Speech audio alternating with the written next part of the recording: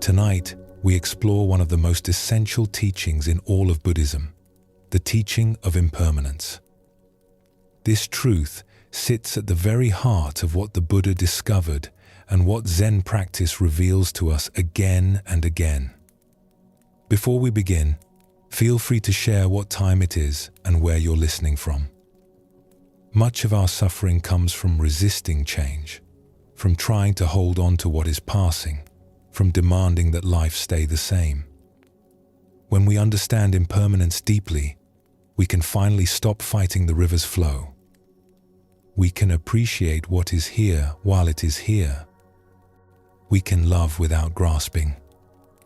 The teaching of impermanence invites us not just to think about change, but to recognize it happening in every moment, to feel it in our own lives, and ultimately to make peace with it. So settle in comfortably now. Notice your breathing, which continues on its own without any effort from you.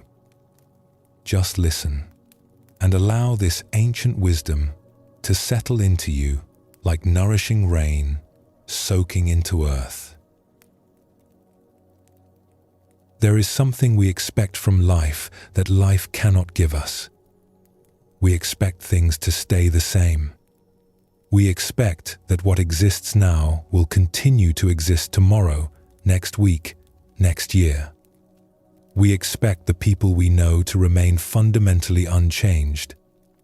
We expect our own bodies and capabilities to last. We expect that if something is true today, it will be true forever. This expectation is so deep in us that we rarely notice it. We arrange our lives as if permanence were real. We make plans that assume the future will be like the present. We hold mental images of people and places as if they were frozen in time. We believe that who we are now is who we have always been and who we will always be. But reality does not cooperate with this expectation. Everything is constantly changing, constantly becoming something other than what it was. The river flows. The seasons turn. Children grow. Bodies age. Relationships transform. Even rocks, which seem so solid and unchanging, are slowly wearing away, reshaping themselves grain by grain.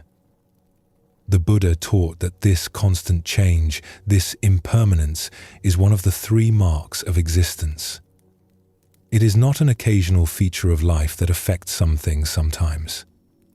It is the fundamental nature of all phenomena, all experience, all existence. Nothing escapes it. Nothing stands outside it. Everything that arises will pass away. Everything that comes together will eventually come apart. Everything that is born will die. This teaching can sound harsh or depressing at first. We do not want to hear that everything we love will change and eventually be lost. We do not want to accept that nothing we build will last forever. We do not want to face the truth that our own lives are temporary, that everyone we know will one day be gone, that every experience we treasure will end. But the teaching of impermanence is not meant to make us sad or afraid. It is meant to wake us up, to help us see reality as it actually is, rather than as we wish it to be. To free us from the suffering that comes from constantly fighting against the nature of existence itself. When we truly understand impermanence, when we stop resisting it and learn to flow with it, something profound shifts in how we experience life. Let us explore a story that reveals this truth.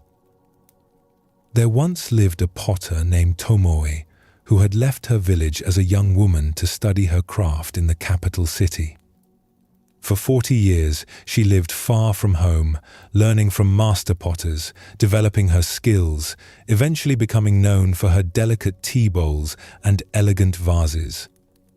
Her work was refined and beautiful, sought after by tea masters and collectors throughout the region.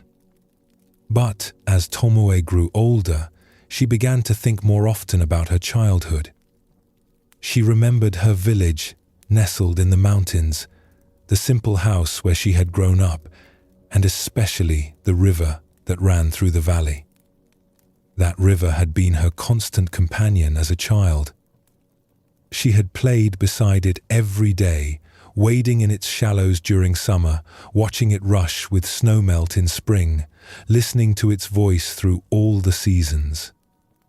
In her memory, the river was perfect and unchanging. When she felt lonely in the capital city, she would close her eyes and imagine herself back beside that river, and the memory brought her comfort. The river of her childhood seemed like the one permanent, reliable thing in a life that had taken so many unexpected turns. When Tomoe turned 60, she decided to return to her village for a visit. The journey took several days, and with each mile, her anticipation grew. She would see her river again. She would stand beside those familiar waters and feel like herself again, like the girl she had been before life carried her away. She arrived on a clear morning in early autumn. The village was much smaller than she remembered, and many of the houses were different, but she found her way to the path that led down to the river. Her heart was beating fast with excitement as she walked through the trees. Soon she would see it. Soon she would be home.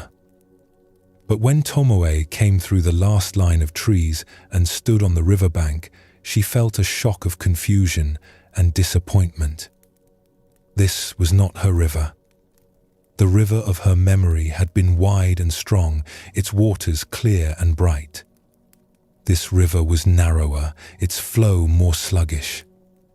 The large, smooth rock where she used to sit was gone, replaced by a scatter of smaller stones. The old willow tree that had hung over the water had fallen, its rotting trunk lying half in the current. Tomoe walked up and down the bank, looking for something familiar, something that matched her memory. But everything seemed wrong. Even the sound of the water was different. Where was the river she remembered? Where was the place that had stayed so clear and perfect in her mind all these years? She sat down on an unfamiliar rock and felt tears come to her eyes. She had traveled so far to return to something that no longer existed. The river had betrayed her. It had not waited for her. It had not remained the same. An old man was fishing a short distance downstream. He watched Tomoe for a while, then walked over and sat nearby. He did not say anything at first, just sat with a comfortable silence that suggested he was used to his own company. Finally, Tomoe spoke. "I grew up in this village," she said. "I used to come to this river every day as a child. But it has changed so much. I barely recognize it." The old man nodded slowly. "I have lived here my whole life," he said. 80 years beside this river. "Then you must remember how it used to be," Tomoe said hopefully. "How it was 40 years ago when I left." The old man smiled slightly. "I remember many rivers. This river has been different every year, different every season, different every day, really, if you pay attention." Tomoe felt frustrated by this response. But surely the basic character of the river has remained the same? The essential nature of it? What is the essential nature of a river? The old man asked gently. Is it the water? But the water is always new water, flowing from the mountains, flowing to the sea. Never the same water twice. Is it the banks? But the banks are always changing, carved by floods, built up by sediment, shaped by the roots of growing trees. Is it the rocks in the riverbed? but the rocks move and shift and break apart, and new rocks tumble down from the cliffs above. He looked at the water flowing past them. I have lived beside this river for 80 years, and I have never seen the same river twice. It is always becoming something new. This morning's river is already gone. This afternoon's river has not yet arrived. There is only this moment's river, and it is already passing away. Tomoe sat quietly with these words. In her mind, she had held an image of the river that never changed. She had thought of it as a permanent place she could return to, a fixed point in a life full of movement and transformation. But the old man was showing her that her image was an illusion. The river she remembered had never truly existed except as a moment that arose and passed away 4 decades ago. I have been foolish, she said quietly. I have been carrying a picture in my mind and calling it the river. I have been loving my memory instead of reality. That is what we all do, the old man said kindly. We want things to stay the same. We want to be able to return to places and find them unchanged. We want our memories to match what is here now. But reality has no obligation to match our pictures. Reality is too busy changing to stand still for our memories. Tomoe looked at the river with new eyes. This river, flowing before her now, was real. It was alive. It was doing what rivers do, which is to flow and change and reshape themselves endlessly. The river of her childhood was gone because that is the nature of rivers. They do not wait. They do not preserve themselves for our return.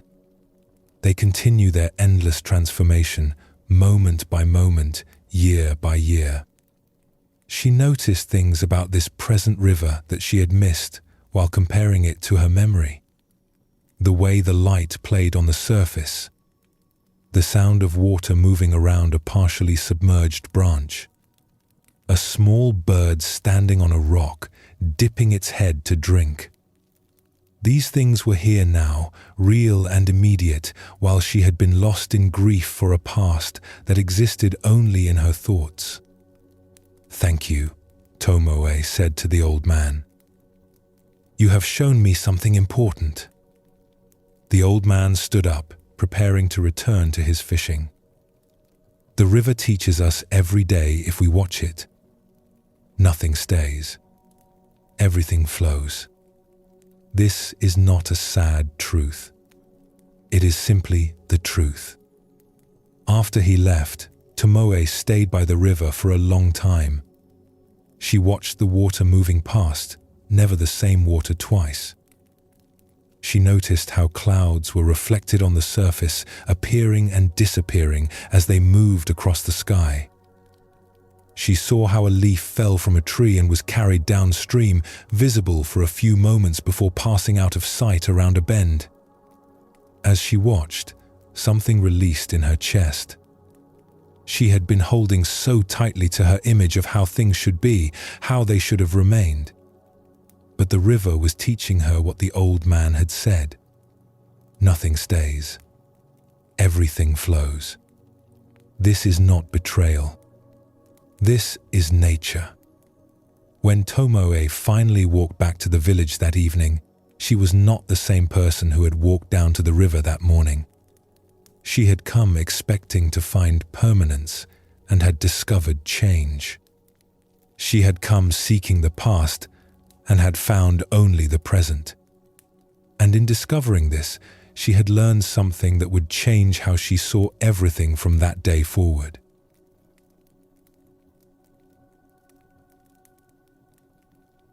Tomoe's story shows us something essential about impermanence. She carried an image in her mind of the river as it had been 40 years earlier. She thought of this image as the real river, the true river. But the image was only a thought, a memory, a picture frozen in time. The actual river had continued changing every moment of those 40 years. We do this constantly in our lives. We hold mental pictures of how things were or how things should be, and we compare reality to these pictures. When reality does not match our image, we feel disappointed, betrayed, or sad. We think something has gone wrong. But nothing has gone wrong. Reality has simply continued being what it always is, which is impermanent. The Buddha used the image of a river in his teachings. He said you cannot step in the same river twice because it is not the same river and you are not the same person. The water that touched your foot a moment ago has flowed downstream. New water has taken its place, and you yourself have changed in that moment. Different cells in your body, different thoughts in your mind, everything in constant motion. This is not just a philosophical idea or a poetic metaphor. It is a description of what actually happens in every moment.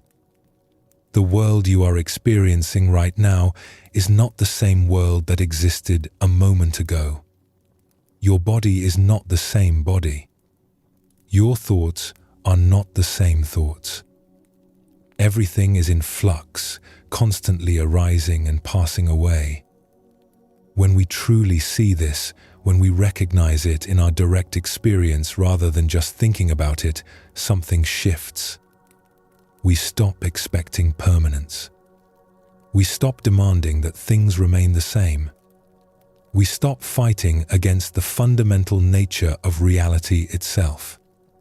And in this acceptance, we find a kind of freedom and peace that was not available when we were constantly resisting change.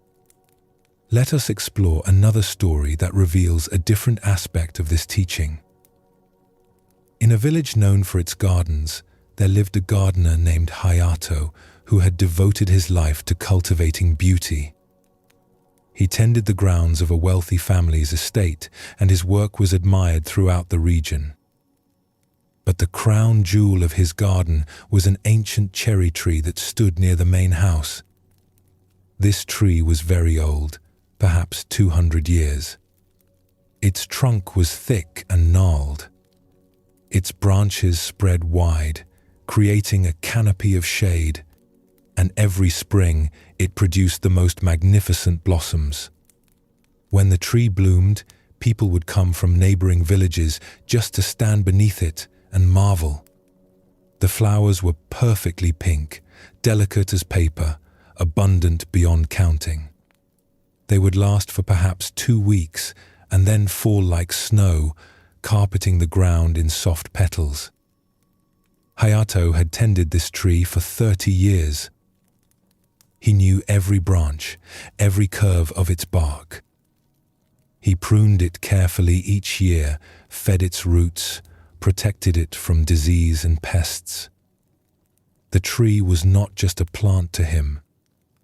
It was like a friend, a companion, a living presence that had been part of his daily life for 3 decades. Every spring, Hayato would wait with anticipation for the tree to bloom. He knew the signs. The tiny buds would swell. The earliest flowers would begin to open. And then, seemingly overnight, the entire tree would burst into full glory. It was the highlight of his year, the moment when all his patient work seemed justified and rewarded. But one spring, as the season for blooming arrived, something was wrong. The buds appeared as usual, but they were fewer than normal. They swelled slowly, reluctantly, and when they opened, the blossoms were sparse and pale. Instead of covering the branches in clouds of pink, they appeared scattered and weak. Hayato was deeply troubled. He examined the tree carefully, looking for signs of disease or damage. He tested the soil. He consulted with other gardeners, but he could find no clear explanation for the poor blooming. The tree simply was not blooming well. The next spring was worse. The buds were even fewer. Many branches produced no flowers at all. The blossoms that did appear were small and faded quickly. Hayato's heart ached as he looked at the tree. It seemed diminished, tired, as if its life force was slowly draining away. In the third spring, the tree did not bloom at all. Not a single flower appeared. The branches remained bare, while other cherry trees throughout the village burst into their annual glory.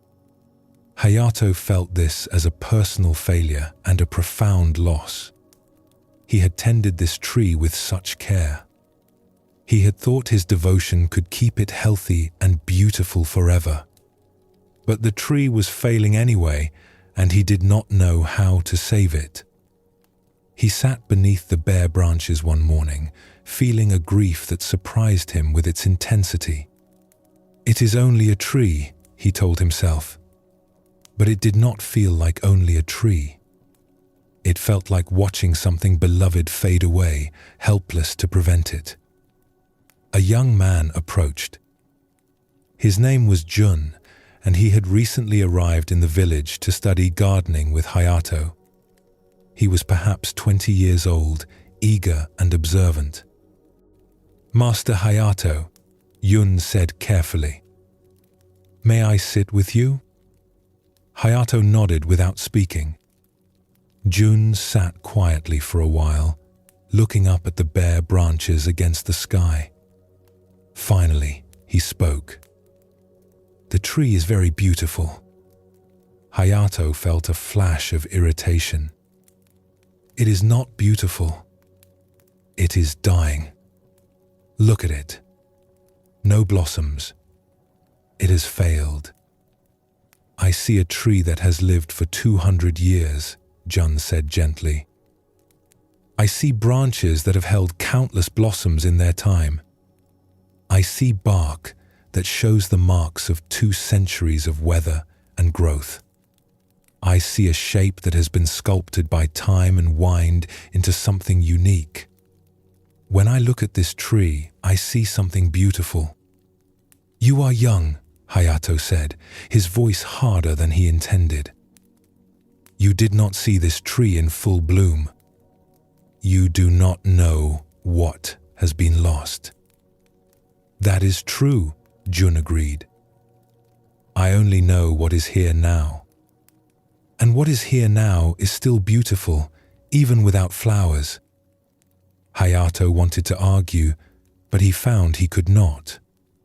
He looked at the tree again, trying to see it as Jun saw it.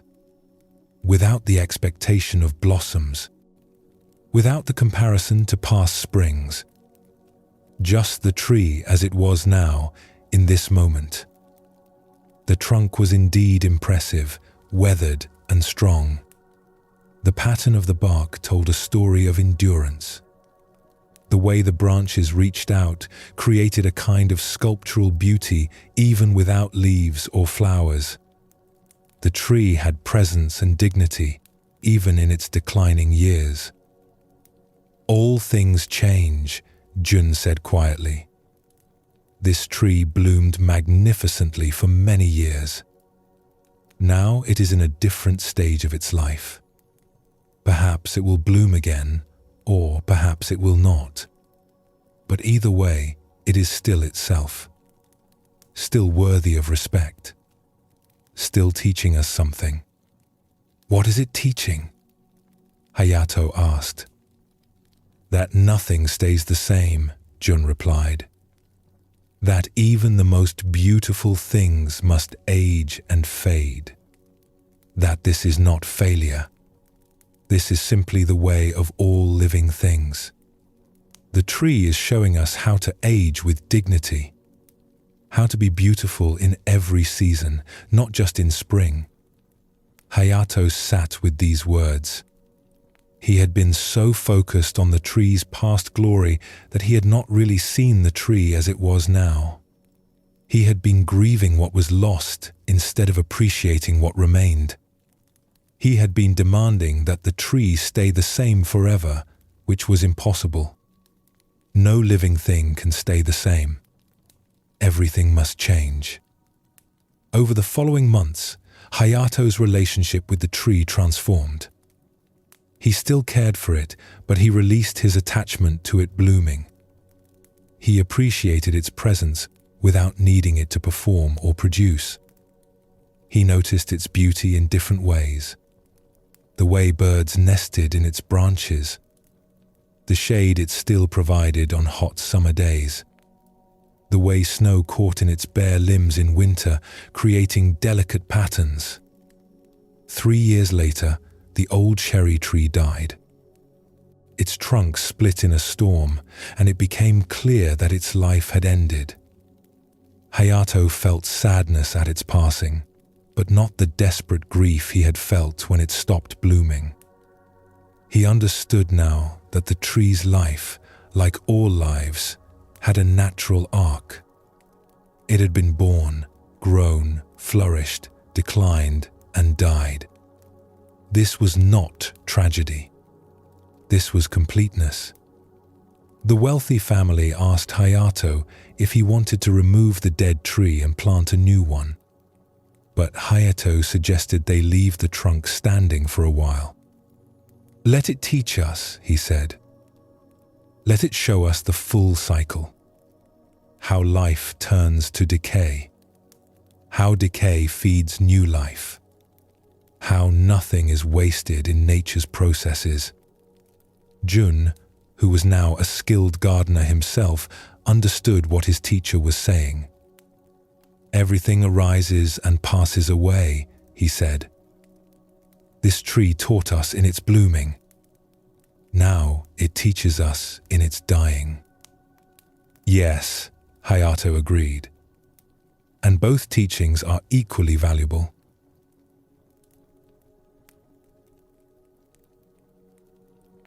These two stories reveal the same truth from different angles. Tomoe learned that the places we remember do not stay the same. Hayato learned that the things we love will age and change and eventually die. Both of them had to release their expectations of permanence. Both of them had to accept that reality will not stand still to match our wishes. This is perhaps the hardest teaching to truly accept. We know intellectually that things change. We know that nothing lasts forever. But in our hearts, we keep hoping that what we love will somehow be the exception. We hope that this relationship will never change, that this health will last, that this happiness will endure, that the people we cherish will always be here. But the teaching of impermanence does not make exceptions. Everything that arises will pass away. Everything that comes together will come apart. Everything that is born will die. This includes everything we hold dear. This includes everything we think makes us who we are. This includes our own lives. The Buddha taught that understanding impermanence deeply is essential to awakening. When we truly see that nothing lasts, that everything is constantly changing, that we cannot hold on to anything permanently, we begin to release our tight grip on life. We stop trying to make things stay the same. We stop fighting against the river's flow. We stop demanding that reality be permanent when its very nature is to change. And in this release, we discover something unexpected. When we stop fighting impermanence, we can finally be present for life as it actually is. We can appreciate the cherry blossoms while they bloom, knowing they will fall. We can love people fully, knowing they will change and eventually leave. We can experience joy deeply, knowing it will pass. The impermanence does not diminish these experiences. It makes them more precious, more vivid, more real. As you rest with this teaching, you might notice the constant change happening in your own experience right now. Your breath is always different. Your thoughts keep moving. Sensations arise and fade in your body. Sounds come and go. the light changes subtly.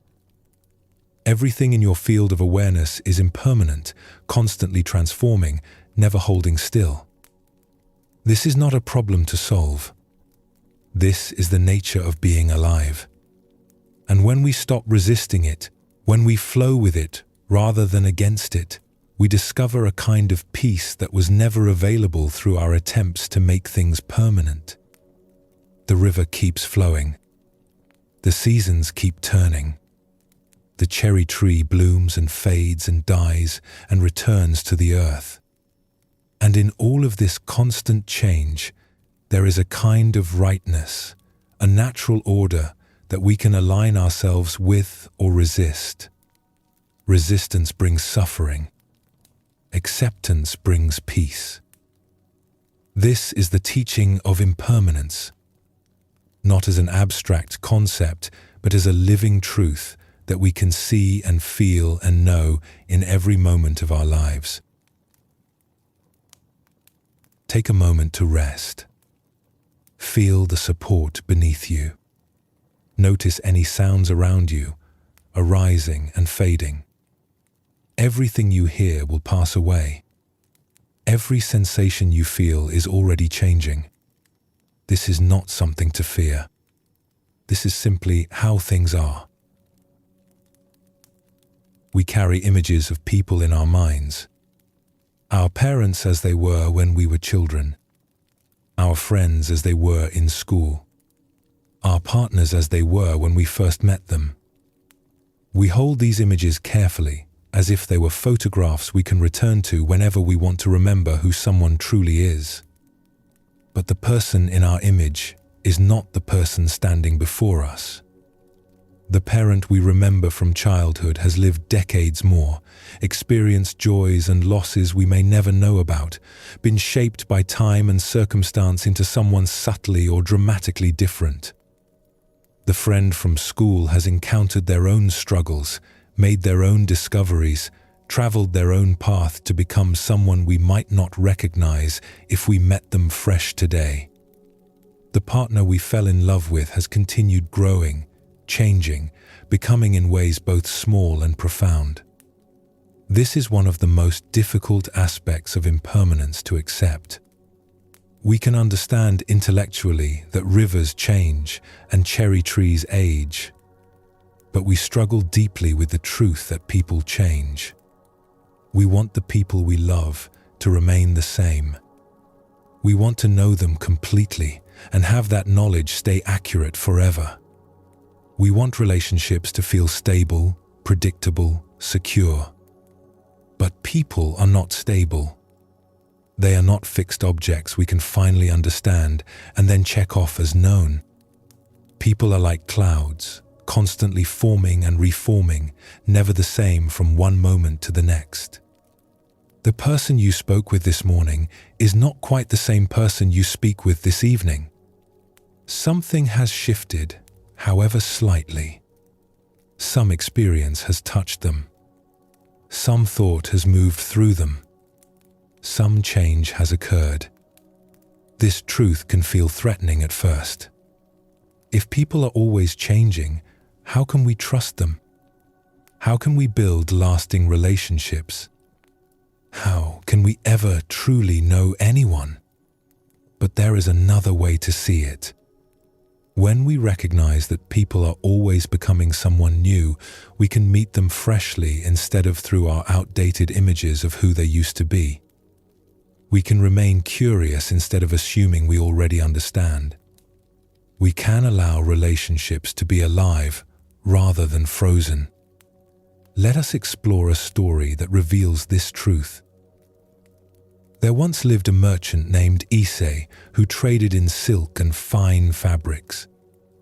His work required him to travel frequently between villages and towns, buying from weavers and selling to shops and wealthy families. It was a good life, prosperous and full of variety, though sometimes lonely. One summer, Issei's business brought him to a town he had not visited in 20 years. He had lived in this town as a young man, studying commerce and learning his trade. Those had been formative years, full of energy and friendship and the excitement of discovering who he would become.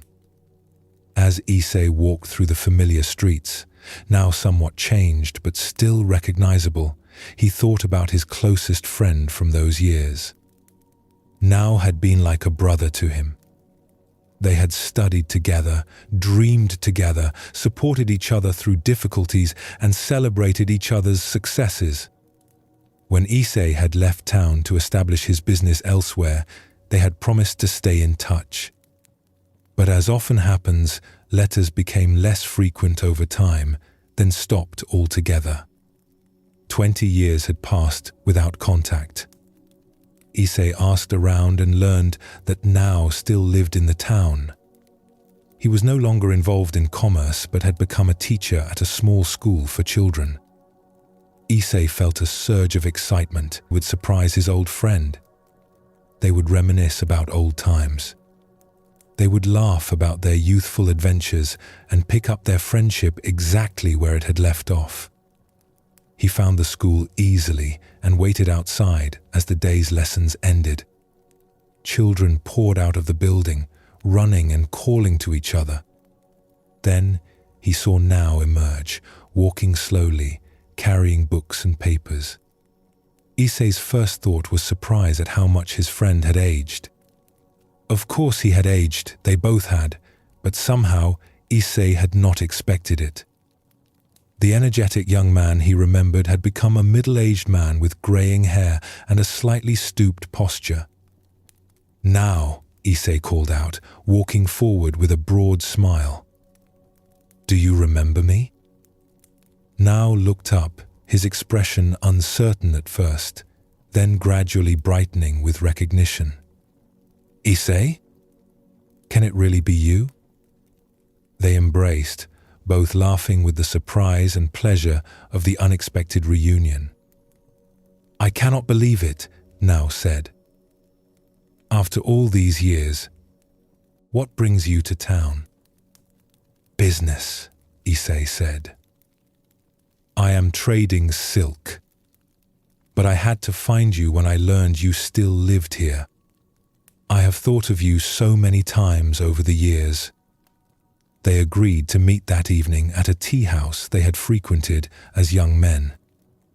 Issei spent the afternoon filled with anticipation. He mentally reviewed all the stories he wanted to share, all the memories he wanted to revisit. This would be like stepping back in time, he thought. For one evening, he could be young again with his closest friend.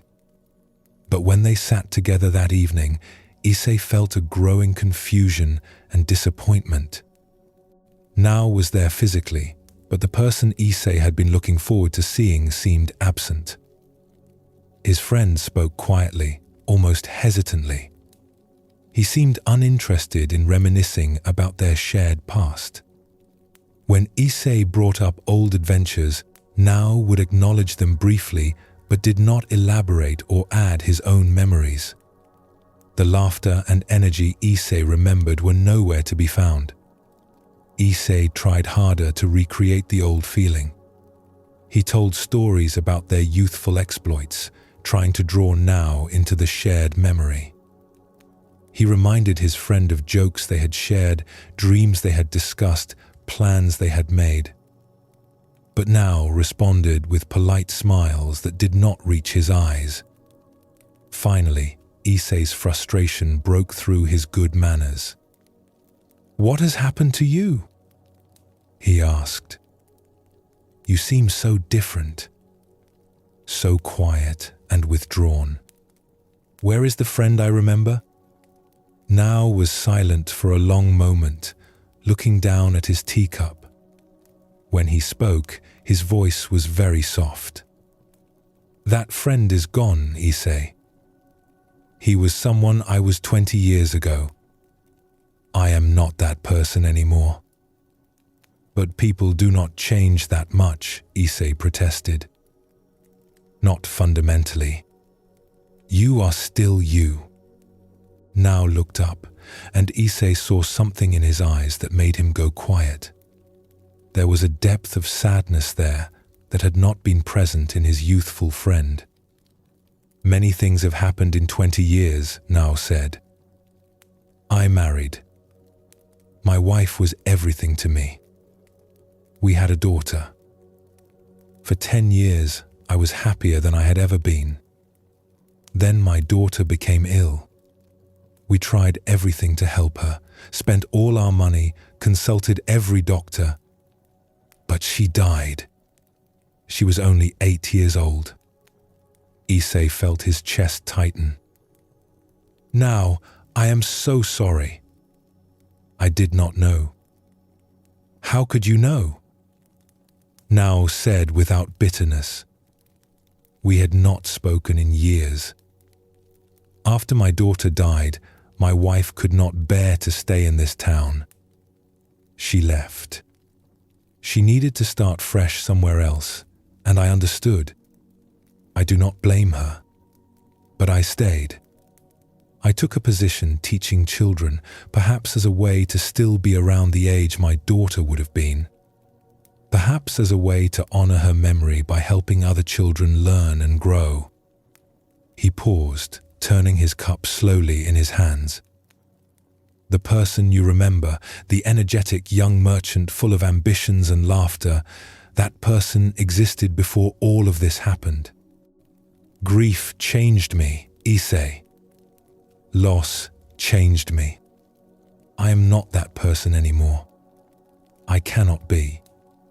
Issei sat in silence, shame washing over him. He had come here expecting his friend to have waited unchanged, to have preserved himself like an object in storage so that Issei could return and find everything exactly as he had left it. He had not considered that his friend had continued living, experiencing, being shaped by his own journey. "I have been foolish," Issei said quietly. "I came here wanting to find my old friend, wanting to relive old times. But I was not thinking of you as a real person who has had a real life. I was thinking of you as a character in my memories, someone who should have stayed the same for my convenience." Nao's expression softened. "I understand. I have done the same thing. Sometimes I wish I could be that young man again. Sometimes I resent that I cannot offer you the friendship you remember. But I cannot go back. None of us can. We can only be who we have become." They sat together in silence for a while. Then Issei asked, "Will you tell me about your daughter? What was she like?" For the first time that evening, something opened in Nao's face. He began to speak about his daughter, her curiosity, her love of stories, the questions she would ask. As he spoke, Issei began to see his friend not as a disappointing version of someone from the past, but as an actual person with depth and experience and a story that had continued during all those years of separation. They talked late into the evening, not about the past, but about the present, about Nao's students and the satisfaction he found in teaching, about Issei's travels and the lessons he had learned about people and trade. They were not recreating an old friendship.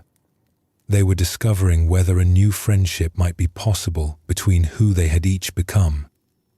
When they parted that night, Issei felt something different than he had expected to feel. Not the satisfaction of reclaiming the past, but the bittersweet recognition that the past was truly gone. His friend from 20 years ago no longer existed. But this person, this man shaped by love and loss and survival, was real and present. And perhaps, if Issei could release his attachment to who Nao used to be, he could begin to know who Nao actually was.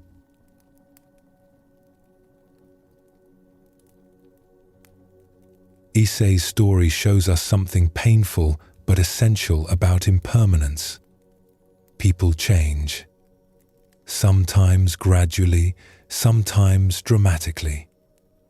The person we knew years ago, or even yesterday, is not quite the same person today. Life shapes us. Experience molds us. Joy and suffering, and all the moments in between, continuously transform who we are. This is difficult to accept because we want stability in our relationships. We want to know people completely and have that knowledge remain accurate. We want our loved ones to be predictable, reliable, unchanging. When they change in ways we did not expect or do not like, we feel betrayed.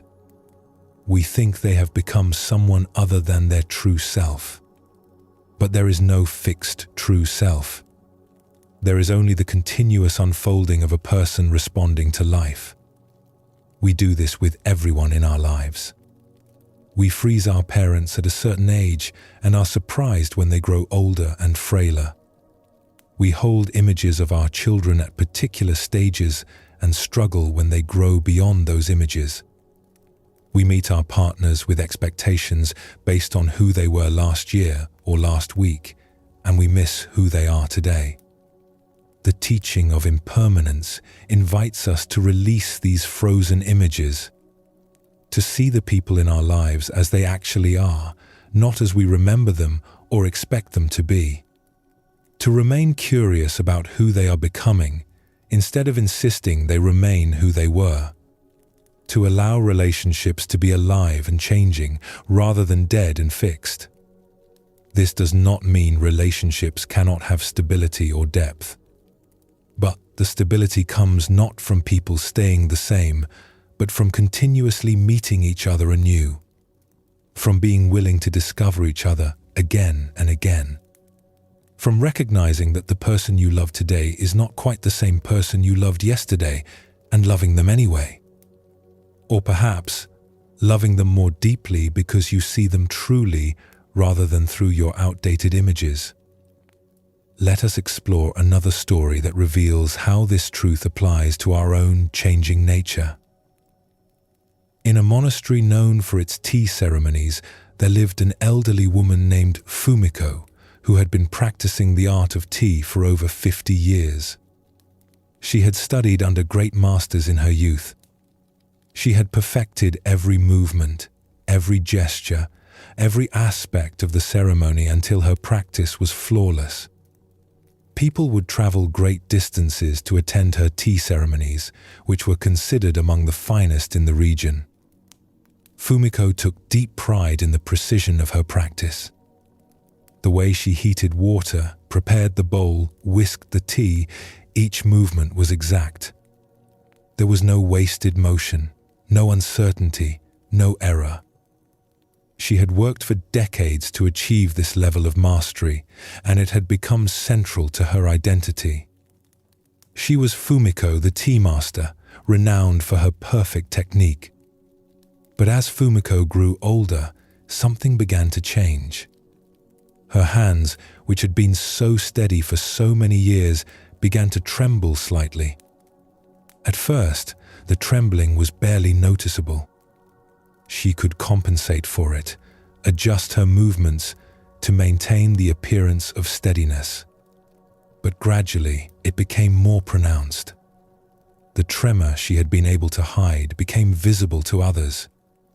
This development filled Fumiko with shame and fear. Her entire identity was built on precision and control. What was a tea master whose hands shook?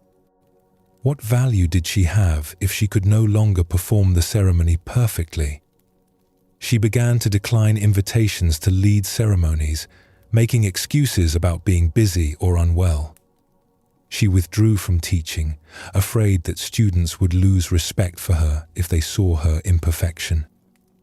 A young woman named Chiyo, who had been studying with Fumiko for several years, noticed her teacher's withdrawal.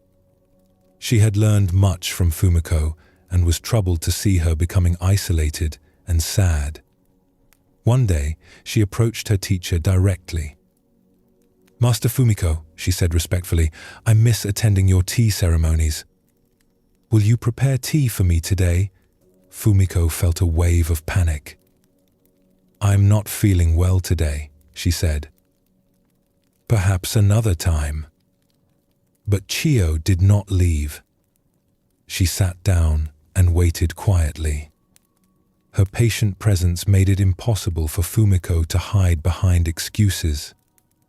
Finally, Fumiko admitted the truth. "My hands shake," she said, holding them out so Chiyo could see the slight tremor. "I can no longer perform the ceremony properly." A tea master with unsteady hands is not a tea master at all. Chiyo looked at the trembling hands with neither pity nor judgment. "Will you prepare tea for me anyway?" she asked. Fumiko wanted to refuse, but something in her student's calm request made her agree. She prepared the tea room, gathered the utensils, heated the water. Her heart was beating fast with anxiety. When she began the ceremony, her hands were shaking more than usual, amplified by her nervousness. The ladle trembled as she transferred water. The whisk moved less smoothly than it once had. The tea she prepared was still perfectly good, but the movements were not flawless. She could not hide what was happening. Her imperfection was visible, undeniable. When she served the tea to Chiyo, Fumiko felt tears of shame in her eyes. "I am sorry," she whispered. "This is not the ceremony you deserve." Chiyo accepted the tea bowl with both hands and raised it respectfully. She took a sip, then looked at her teacher with an expression of deep appreciation. "This is the most moving tea ceremony I have ever experienced," she said. Fumiko looked at her in confusion. "How can you say that?" My hands shook throughout. The movements were imperfect. "Yes," Chiyo agreed. "And that made it more beautiful. When your movements were perfect, I admired your technique. But today, I saw something deeper. I saw the effort it took to continue despite the difficulty. I saw your vulnerability. I saw your humanity." The trembling hands did not diminish the ceremony. They revealed something true about all of us. She paused, choosing her words carefully. "We all change, Master. We all age. Our bodies become less reliable. This is not failure. This is simply being human. You taught me perfect technique, which is valuable. But today you taught me something more important. You taught me that practice continues even when the body changes. That the spirit of tea ceremony is not in flawless movements, but in sincere presence." Fumiko sat in silence, absorbing these words. She had believed that her value lay in her unchanging perfection. She had built her entire identity around being the master with flawless technique. But that person was gone. Her body had changed. She could no longer perform as she once had. And she had thought this meant she was finished, useless, no longer herself. But Chiyo was showing her something different. She was still herself, but a different version of herself. A version shaped by age and the body's natural decline. This version could not do everything the younger version could do. But it could offer something the younger version could not offer. Vulnerability. Humanity. The wisdom that comes from accepting change rather than resisting it. "I have been fighting against what is happening," Fumiko said slowly. "I have been trying to remain the person I was. But that person is gone. My body has changed. And I thought that meant I was no longer worthy, no longer valuable." "You are still you," Chiyo said gently. "Just a different expression of you. The you who had perfect control taught me many things. But this you, the one whose hands tremble, is teaching me something deeper about acceptance and grace. Over the following months, Fumiko slowly returned to teaching and performing ceremonies. She did not try to hide her trembling hands or pretend they were steady. She acknowledged the change openly. Some people were disappointed that her technique was no longer flawless. But many others found her ceremonies more moving than before, more honest, more touching in their visible vulnerability. A year later, another elderly tea practitioner visited Fumiko. This woman's hands also trembled with age, and she confessed that she had stopped practicing because she was ashamed of her imperfection. Fumiko prepared tea for her visitor, her hands visibly shaking throughout the ceremony. When she served the tea, she said, "I spent a year hiding because I thought change meant failure. But I have learned that change is simply change. We are not betraying ourselves by aging. We are continuing ourselves in a new form. The tea I prepare today is different than the tea I prepared 10 years ago. But it is still genuine. It is still sincere. It is still tea."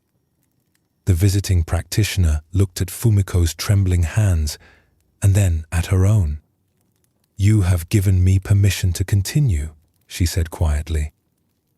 "To be who I am now instead of grieving who I was." "We all need that permission," Fumiko replied. "To let ourselves change. To let others see our changes. To understand that becoming someone different does not mean we have failed at being ourselves."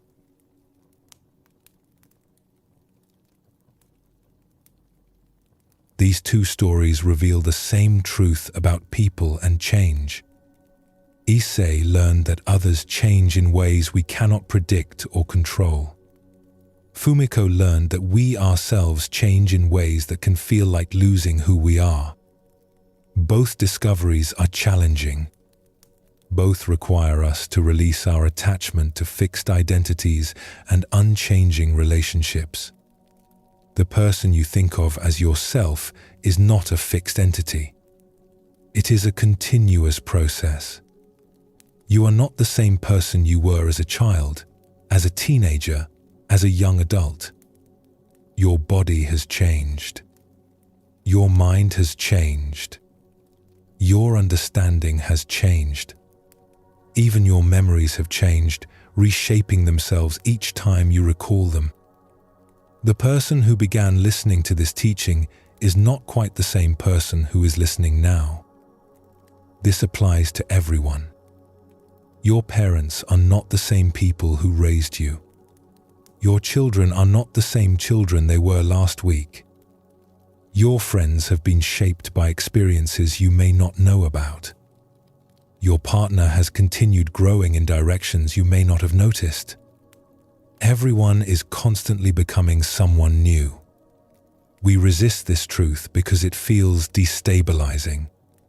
If people are always changing, what can we rely on? If even our own identity is impermanent, who are we? These questions can create anxiety, but they can also create freedom. When we accept that people change, including ourselves, we can stop trying to force everyone to stay the same. We can meet people as they actually are today instead of comparing them to who they were yesterday. We can allow ourselves to grow and change without feeling like we are betraying some fixed version of who we should be. We can let relationships evolve naturally instead of trying to freeze them at some ideal point. The teaching is not that people change, therefore we cannot trust them. The teaching is that people change, therefore we must keep meeting them freshly. The love that acknowledges impermanence and continues anyway is deeper than the love that depends on everything staying the same. This is what the teaching of impermanence asks of us in our relationships. Not to stop loving people because they change, but to keep discovering who they are becoming. To release our frozen images and meet the living, changing person. To extend the same grace to others that we hope they will extend to us as we change. Because we are all changing. Every single one of us. We are like clouds, constantly forming and reforming. What appears solid and unchanging from a distance reveals itself to be fluid and dynamic up close. People are not things we can finally understand and then check off as known. They are mysteries that keep unfolding, always offering something new if we remain open to seeing it. This is the wisdom of seeing people as clouds rather than monuments. Clouds are beautiful precisely because they change. We do not expect clouds to stay the same. We appreciate their constant transformation. Perhaps we can learn to see people the same way. Beautiful in their changing. Precious in their impermanence. Always becoming something new. Rest for a moment. Notice your body exactly as it is right now. It is not the same body you had yesterday or last year or 10 years ago. Every cell has been replaced multiple times. You are literally not the same physical being you were in the past. And this is not a problem. This is simply the nature of being alive. There is a teacher that speaks to us every day, a teacher we often try to ignore. This teacher does not use words. It speaks through sensation, through capacity, through the simple facts of what is possible and what is no longer possible. This teacher is our own body. The body does not lie. It cannot pretend to be younger than it is. It cannot maintain abilities that have faded. It cannot hold onto strength that has diminished. The body shows us impermanence more directly than anything else in our experience. Every day, in ways both subtle and obvious, our bodies are changing. We know this intellectually. We understand that bodies age, that children grow, that injuries heal or leave their marks, that illness comes and sometimes goes. But knowing this and truly accepting it are very different things. We spend enormous energy trying to fight against our body's natural changes. We resist aging. We deny declining capacities. We feel betrayed when our bodies no longer do what they once did easily. But the body is not betraying us. It is simply being honest about the nature of physical existence. All bodies are temporary. All physical forms are in constant flux. The body we inhabit today is not the same body we inhabited a year ago, or 10 years ago, or 20 years ago. Millions of cells have died and been replaced. Tissues have broken down and rebuilt themselves. The entire physical structure has transformed, again and again, following patterns we did not choose and cannot control. This teaching can be painful. We identify strongly with our bodies. We think of ourselves as our physical form. When the body changes in ways we do not like, we feel like we are losing ourselves. The athlete whose body weakens. The dancer whose joints stiffen. The worker whose strength fades. Each change can feel like a small death, a loss of who we are. Yet the body's changes are not failures. They are simply the body being a body, following its nature. And when we can stop fighting this nature, when we can accept the body's honest teaching about impermanence, we discover a different way of being embodied. Not grasping at what was, not mourning what is passing, but meeting the body as it actually is, in this moment, with whatever capacities it has right now. A story can show us this truth more clearly. In a village at the edge of a vast forest, there lived a man named Goro who had been an archer since childhood. His father had taught him to use the bow, and he had practiced every day for 40 years. Archery was not just a skill for Goro. It was his art, his meditation, his way of being in the world. When he drew the bow and released the arrow, everything else fell away. There was only the target, the breath, the perfect moment of release. Goro's accuracy was legendary. He could hit targets at distances that amazed other archers. He could shoot in wind, in rain, in dim light. His eyes were sharp, his hands steady, his focus absolute.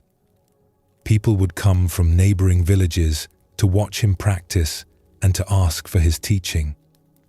But as Goro reached his middle years, something began to change. At first, it was barely noticeable. A target that should have been clear appeared slightly fuzzy at the edges. He would squint and the fuzziness would resolve, so he dismissed it as temporary, perhaps caused by dust or fatigue. But gradually, the problem persisted and worsened. Objects at a distance became harder to see clearly. The center of the target, which should have been sharp and distinct, became vague. He found himself missing shots he would have made easily just a year before. Not by much at first, but enough to trouble him deeply.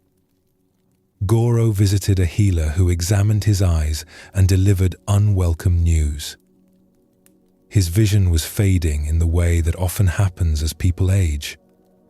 There was no cure, no treatment that would restore what was being lost. The healer was gentle but direct. Goro's eyes would continue to weaken. He needed to accept this truth and adapt to it. This news devastated Goro. His entire identity was built on being an archer. Take away his keen eyesight, and what was left? He was not a master of archery without the ability to see his target clearly. He was nothing, no one, a man whose purpose had been taken from him. For weeks, Goro barely practiced. When he did pick up his bow, he became frustrated and angry. Each missed shot felt like evidence of his diminishing worth. His body was betraying him. His eyes were failing him. The archer he had been for 40 years was dying, and he did not know who he would be without that identity. One day, as Goro sat in bitter silence near the archery range, a traveling monk passed by and asked if he might rest there for a while. Goro nodded without much interest. The monk sat quietly, apparently content to simply be present in the space. After some time, the monk spoke. "I notice you have a fine bow, but you are not practicing. May I ask why?" Goro felt his anger rise. "My eyes are failing. I can no longer see the target clearly. An archer who cannot see is useless." The monk nodded thoughtfully. "I see. And what made you an archer? Was it only your eyes?" "Of course," Goro said. "Without keen vision, how can one aim accurately?" "Perhaps," the monk said. "But I wonder, in all your years of practice, what were you actually practicing? The movement of your eyes? Or something deeper?" Goro wanted to dismiss this question, but something in it caught his attention. "I practiced the whole art," he said. "The stance, the draw, the breath, the release. The connection between intention and action." "Yes," the monk said. "And does this connection depend entirely on seeing every detail of the target? Or does it depend on something else that you have cultivated over 40 years? The monk stood to leave. Before departing, he said one more thing. "The body changes. This is not optional. But perhaps who we are is not located entirely in the body's specific capacities. Perhaps it is found in how we meet whatever capacities we have. After the monk left, Goro sat with these words. He had been so focused on what he was losing that he had not considered what remained. His eyes were weaker, yes, but his understanding of archery was deeper than it had ever been. His body knew the movements without thinking. His breath could still steady him. His years of practice had created a foundation that went beyond physical sharpness. That afternoon, Goro picked up his bow. Instead of trying to shoot at distant targets and becoming frustrated, he chose a closer target, one he could see clearly even with his fading vision. The target was larger, closer, but it was still a target. He could still practice the art. As he drew the bow, something released in his chest. He had been holding so much tension, so much grief about what he was losing. But in this moment, with this closer target, he could still feel the connection between intention and release. He could still experience the meditation of archery. The essence of his practice was not gone. It was just different. The arrow struck the center of the target. Not because of sharp eyesight, but because of deep practice. Because his body remembered even when his eyes could not see perfectly. Because the art of archery was not located only in vision, but in the whole integrated action of drawing and releasing. Over the following months, Goro adapted his practice. He shot at closer targets.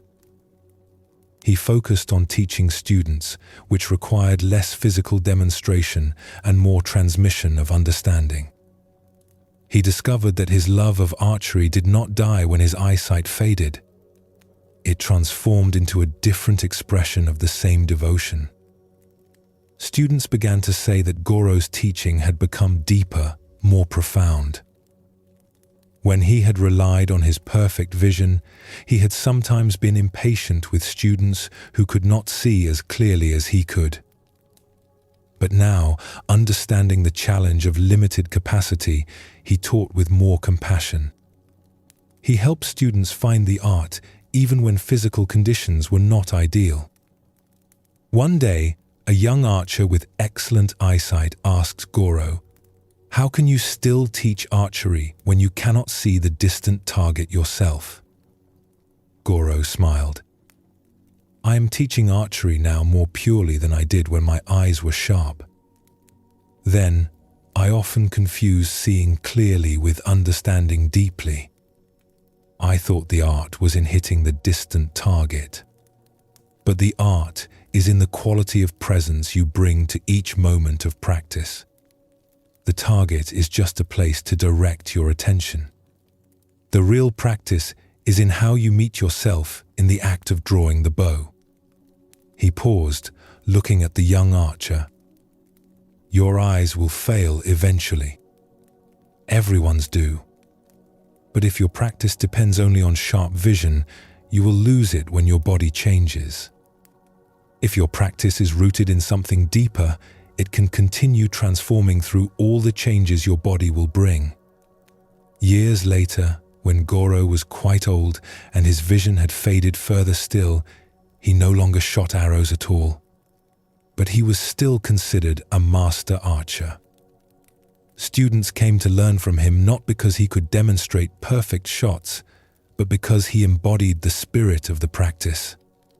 He had learned to meet his body's changes without losing himself.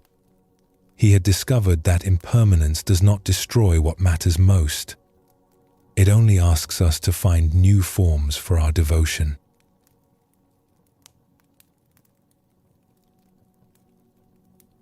The body is constantly teaching us about impermanence if we pay attention. Hair turns grey, skin wrinkles, joints stiffen, energy diminishes, healing takes longer. Sleep patterns shift. Digestion changes. Senses dull. These changes happen to everybody. They are not signs that something has gone wrong. They are signs that we are alive and living follows certain patterns we cannot escape. Young people often cannot hear this teaching. When the body is strong and capable, it seems like it will always be that way. Aging seems like something that happens to other people. But the body speaks the truth even when we are not listening. The changes are already happening. The slow transformation is always underway. The teaching of impermanence asks us to hold our bodies lightly, to appreciate what they can do right now without demanding they stay the same forever, to adapt when capacities change rather than mourning what is passing, to discover that who we really are is not tied to any particular physical ability, but to the awareness that meets whatever body we have with presence and care. The body shows us impermanence more honestly than anything else. It does not argue or philosophize. It simply changes. Hair falls out or turns white. Skin loses its elasticity. Muscles shrink. Bones become more brittle. Energy diminishes. These changes come whether we accept them or not. But our suffering about them depends entirely on our response. The body will continue teaching this lesson throughout our lives. With each passing year, it will show us more clearly that nothing stays the same, that all physical forms are temporary, that life lived in a body is life lived in constant change. We can resist this teaching and suffer, or we can accept it and discover a kind of freedom. When we stop demanding that the body remain as it is, we can finally be present for the body as it becomes. We can appreciate today's capacities without mourning yesterday's losses. We can adapt to new limitations without feeling diminished. We can continue engaging with life through whatever body we have, finding value and meaning not in unchanging ability, but in responsive presence. The breath you are breathing right now is happening in a body that will not last forever. The thoughts moving through your mind are arising in a brain that is aging with each passing moment. The awareness that witnesses all of this is experiencing life through a form that is constantly dying and being reborn, cell by cell, breath by breath, moment by moment. This is not sad. This is simply true. And when we can meet this truth without flinching, when we can let the body be exactly what it is, which is temporary and changing and honest, we discover a way of being embodied that is free from the constant fight against nature. We can be here, in this body, in this moment, without needing it to be anything other than what it actually is. The body is our most intimate teacher about impermanence. It speaks clearly, constantly, unavoidably. It shows us what every Buddhist teaching points toward. Nothing lasts. Everything changes. This form is not permanent. And in accepting this teaching fully, we find a peace that was never available through resistance. Breathe slowly now. Feel your chest rising and falling. Your body is breathing you without your conscious control. It has been doing this every moment of your life. Notice this body that carries you, that changes constantly, that will continue changing throughout your life. We have seen how places change, how people transform, how bodies shift and adapt. But there is another realm of impermanence that touches us even more intimately. The landscape of our own minds. The thoughts that arise and pass through our awareness. The emotions that color our experience. The mental states that seem so solid and permanent when we are caught inside them. Most of us believe our thoughts and feelings are substantial things. When we are anxious, the anxiety feels permanent, as if it has always been there and will always remain. When we are sad, we cannot imagine feeling happy again. When we are angry, the anger seems like a fixed fact about us, perhaps even part of our personality. We say things like, "I am an anxious person," or "I am depressed," as if these mental states define who we fundamentally are. But if we pay close attention to our actual experience, we notice something remarkable. Thoughts come and go. Emotions rise and fall. Mental states appear and disappear like weather moving across the sky. No thought has ever stayed permanently. No emotion has ever lasted forever. Even the most persistent worry, the deepest grief, the strongest joy moves through phases, intensifies and weakens, eventually gives way to something else. The mind is like the sky. Clouds pass through it. Sometimes the clouds are dark and heavy. Sometimes they are light and wispy. Sometimes they cover the entire sky. Sometimes there are no clouds at all. But the clouds are not the sky. They move through the sky. They appear and disappear. The sky itself remains, vast and open, holding whatever weather comes. Our thoughts and emotions are like those clouds. They are real while they are present. They affect our experience. But they are not permanent fixtures. They are passing phenomena, constantly arising and dissolving, replaced by new thoughts, new emotions, new mental weather. When we do not understand this, we suffer unnecessarily. We think our anxious thoughts are telling us eternal truths. We believe our sad feelings will never lift. We identify so strongly with our mental states that we cannot see past them. We forget that everything in the mind, like everything in the world, is impermanent. Here is a story about someone who learned this truth. In a university town, there lived a scholar named Akane who taught literature and history. She was respected for her knowledge and enjoyed her work. But beneath her competent exterior, Akane carried a constant companion that exhausted her: worry. She worried about everything. Her lectures, wondering if they were good enough. Her research, fearing it would be criticized. Her students, anxious that she was failing them somehow. Her colleagues, convinced they did not respect her. Her future, terrified that everything would fall apart. The worries were not always loud, but they were always present, a low hum of anxiety that colored every experience. Akane had worried for as long as she could remember.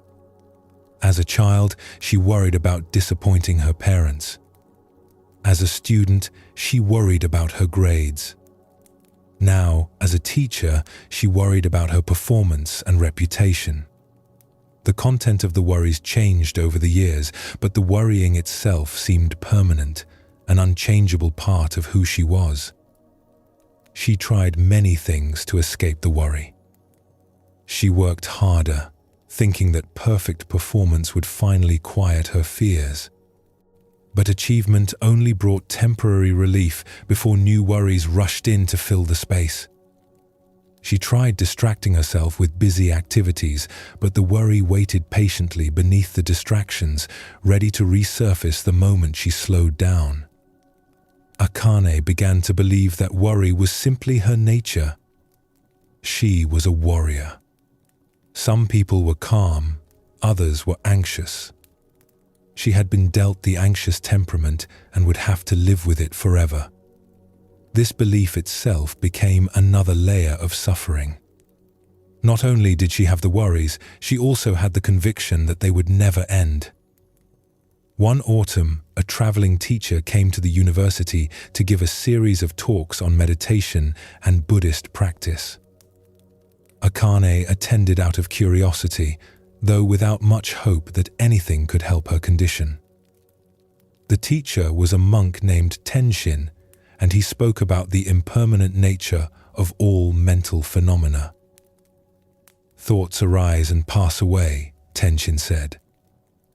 Emotions come and go. Mental states appear and disappear. Nothing in the mind stays forever. But we forget this. We think our current mental state is permanent. We think our anxious thoughts are telling us eternal truths.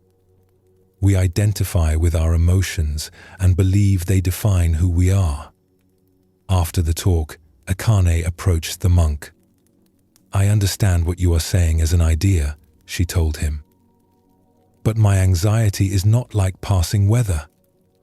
It has been with me always. It is who I am." Tenshin looked at her with kind attention. "Is the anxiety exactly the same every moment of every day, or does it vary? Stronger sometimes, weaker other times? Present in some moments, less present in others?" Akane thought about this. She wanted to say the anxiety was constant and unchanging, but when she paid attention honestly, she had to admit it fluctuated. Some moments it was overwhelming. Other moments it was quieter. Occasionally, when she was deeply absorbed in work or conversation, it seemed to disappear entirely, though it always came back. "It varies," she admitted, "but it always returns. It has been my companion for so long, I cannot imagine being without it." "Then perhaps your practice is not to make the anxiety go away," Tenshin suggested.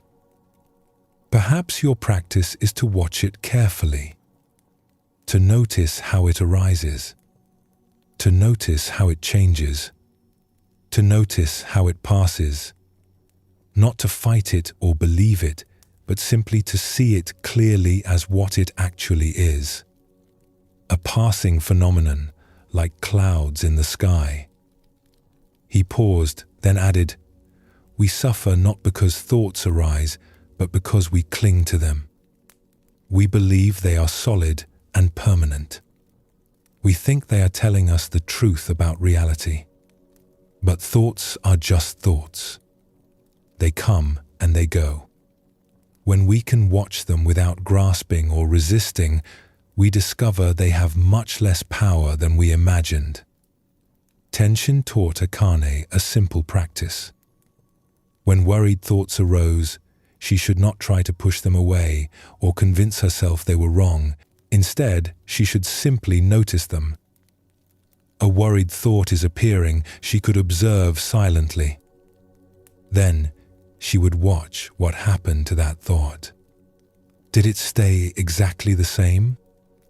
Or did it change, weaken, eventually disappear? At first, this practice felt impossible. When anxious thoughts arose, they felt absolutely real and permanent. They screamed for her attention, insisted she believe them, demanded she take action to prevent the catastrophes they predicted. How could she just watch them like weather passing through? But Akane persisted. When a worry about an upcoming lecture arose, instead of immediately spiraling into anxiety about all the ways she might fail, she paused. A worried thought is here, she noticed. She did not fight it. She did not feed it with more worried thinking. She just observed it. And something remarkable happened. When she stopped fueling the thought with her belief and attention, when she stopped treating it as a permanent truth, the thought began to change. It would intensify for a moment, as if protesting being ignored. Then it would gradually weaken. And then, sometimes quite quickly, it would dissolve entirely, replaced by some other thought or by a moment of quiet. This discovery astonished Akane. The worried thoughts that seemed so solid and permanent were actually quite fragile and temporary. They only seemed permanent because she kept recreating them, feeding them with her attention and belief. When she simply watched them without engaging, they passed through like clouds moving across the sky. Over weeks and months of practice, Akane's relationship with her mind transformed.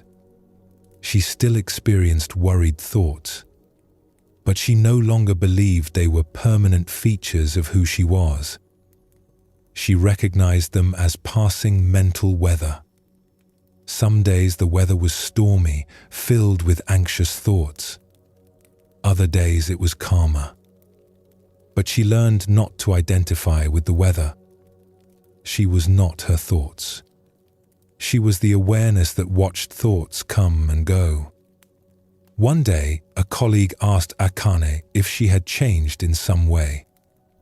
"You seem more at ease," the colleague said. "Less tense." Akane smiled. "I am the same person with the same thoughts. But I have learned that thoughts are not permanent. They arise and they pass. I do not have to believe everything my mind tells me. I do not have to become every emotion that visits. This understanding has changed everything." The colleague looked puzzled. "But how do you just not believe your thoughts?" "When I am anxious, the anxiety feels completely real." "It is real," Akane agreed. "The anxiety is really there. But it is temporary. It came from somewhere, and it will go somewhere. When you remember this, when you see the thought or emotion as a passing visitor rather than a permanent resident, you can be with it without being consumed by it. You can let it move through without needing to make it stay or go away. Years later, when Akane herself began teaching meditation, she would tell her students, "The mind produces thoughts like the sky produces weather. This is not a problem. This is just what minds do." The suffering comes when we forget that mental weather is temporary and treat our current thoughts and emotions as if they will last forever. Practice is learning to watch the weather without believing you are the weather.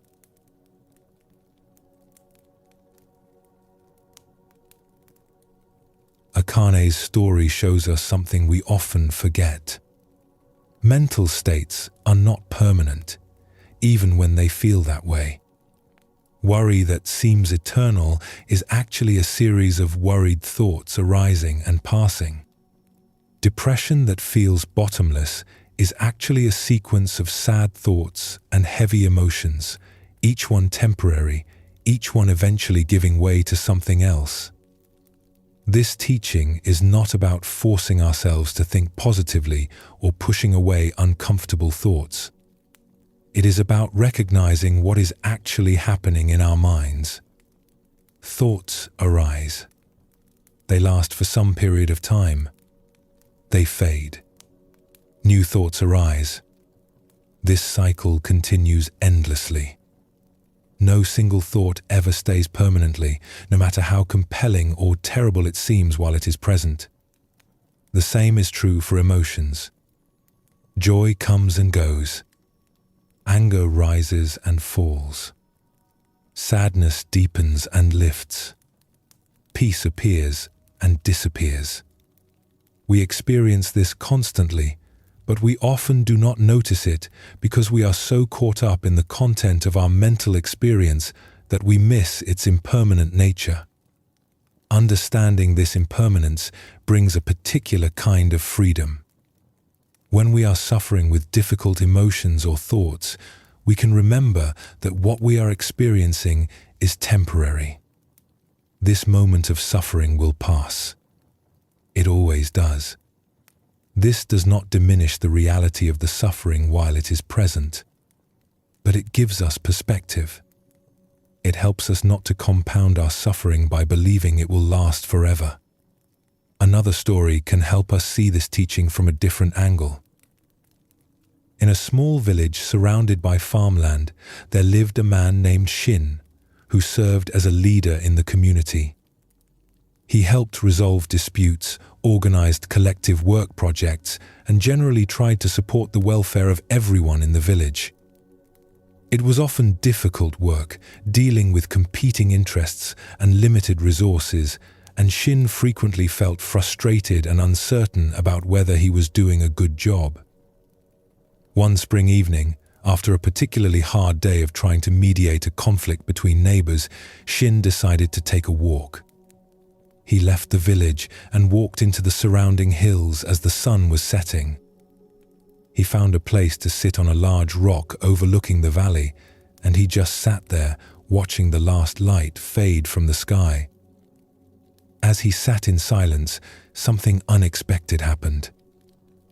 His usual mental chatter quieted. The worries about the village, the concerns about his decisions, the constant planning and analyzing, all of it settled. His mind became very still and clear. He felt a deep sense of peace that he had never experienced before. Everything seemed perfect just as it was. His problems, which had seemed so urgent and important an hour ago, now seemed small and manageable. He felt connected to everything around him, part of some larger wholeness that had always been there, but which he had been too busy to notice. Shin sat in this state for a long time, maybe an hour, maybe longer. He lost track of time. Finally, as darkness deepened, he walked back to the village. He felt transformed. He had touched something real, something profound. This feeling of peace and clarity was what he had been searching for without knowing it. This was how he wanted to feel all the time. Over the next few days, Shin tried to hold on to that special state. He wanted to get back to that feeling of peace and connection. He tried sitting in the same spot at the same time of evening.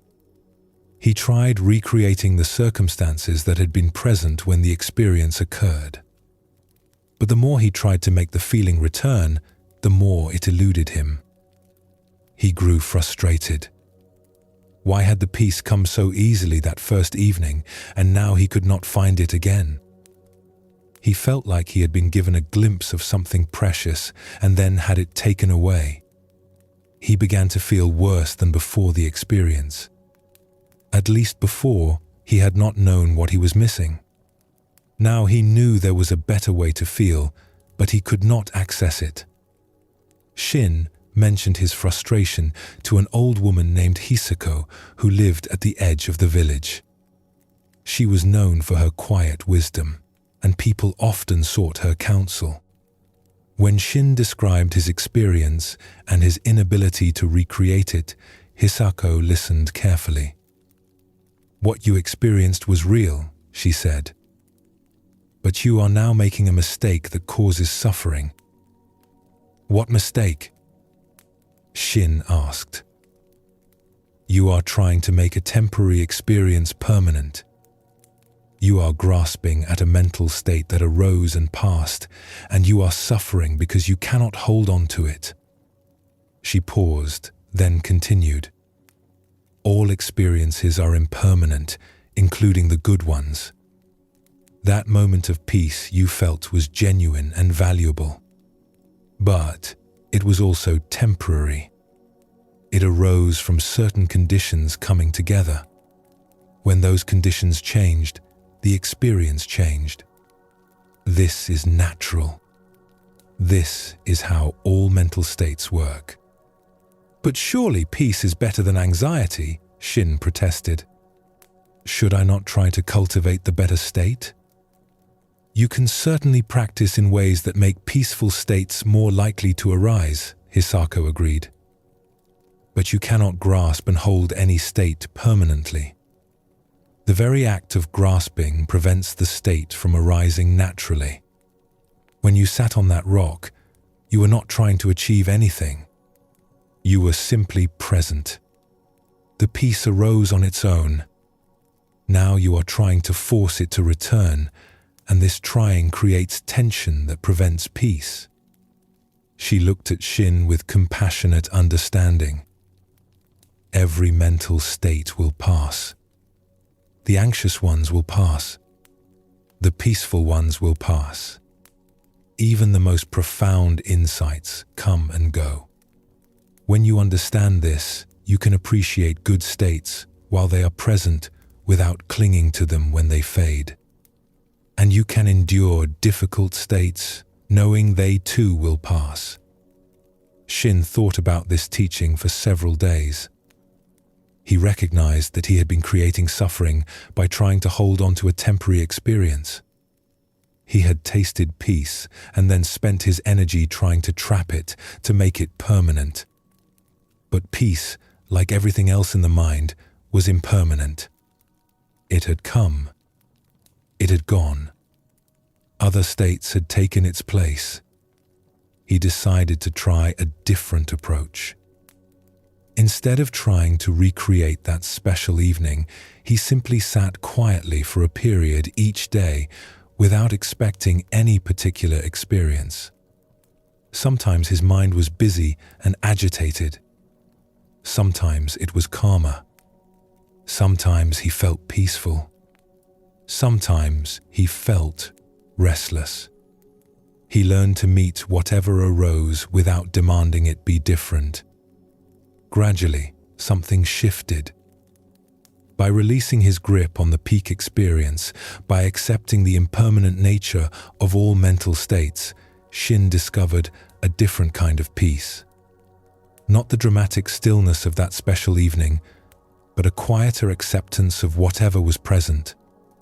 This acceptance was itself a kind of peace, more stable than the peak experience because it was not dependent on any particular state arising or persisting. Sometimes the profound peace would return, arising unexpectedly when conditions aligned. When it came, Shin appreciated it fully. When it passed, he did not chase it. He understood that all states come and go. His practice was not to achieve a permanent state of peace. His practice was to be present for whatever state was actually occurring, knowing that it too would pass. Years later, when someone asked Shin about that transformative evening on the hillside, he said, "That experience was a gift. It showed me what is possible. But the real teaching came afterward, when I learned that trying to hold on to that state was creating my suffering." Impermanence applies to the good experiences as well as the difficult ones. Everything passes. When we accept this completely, we find a peace that does not depend on any particular experience lasting forever.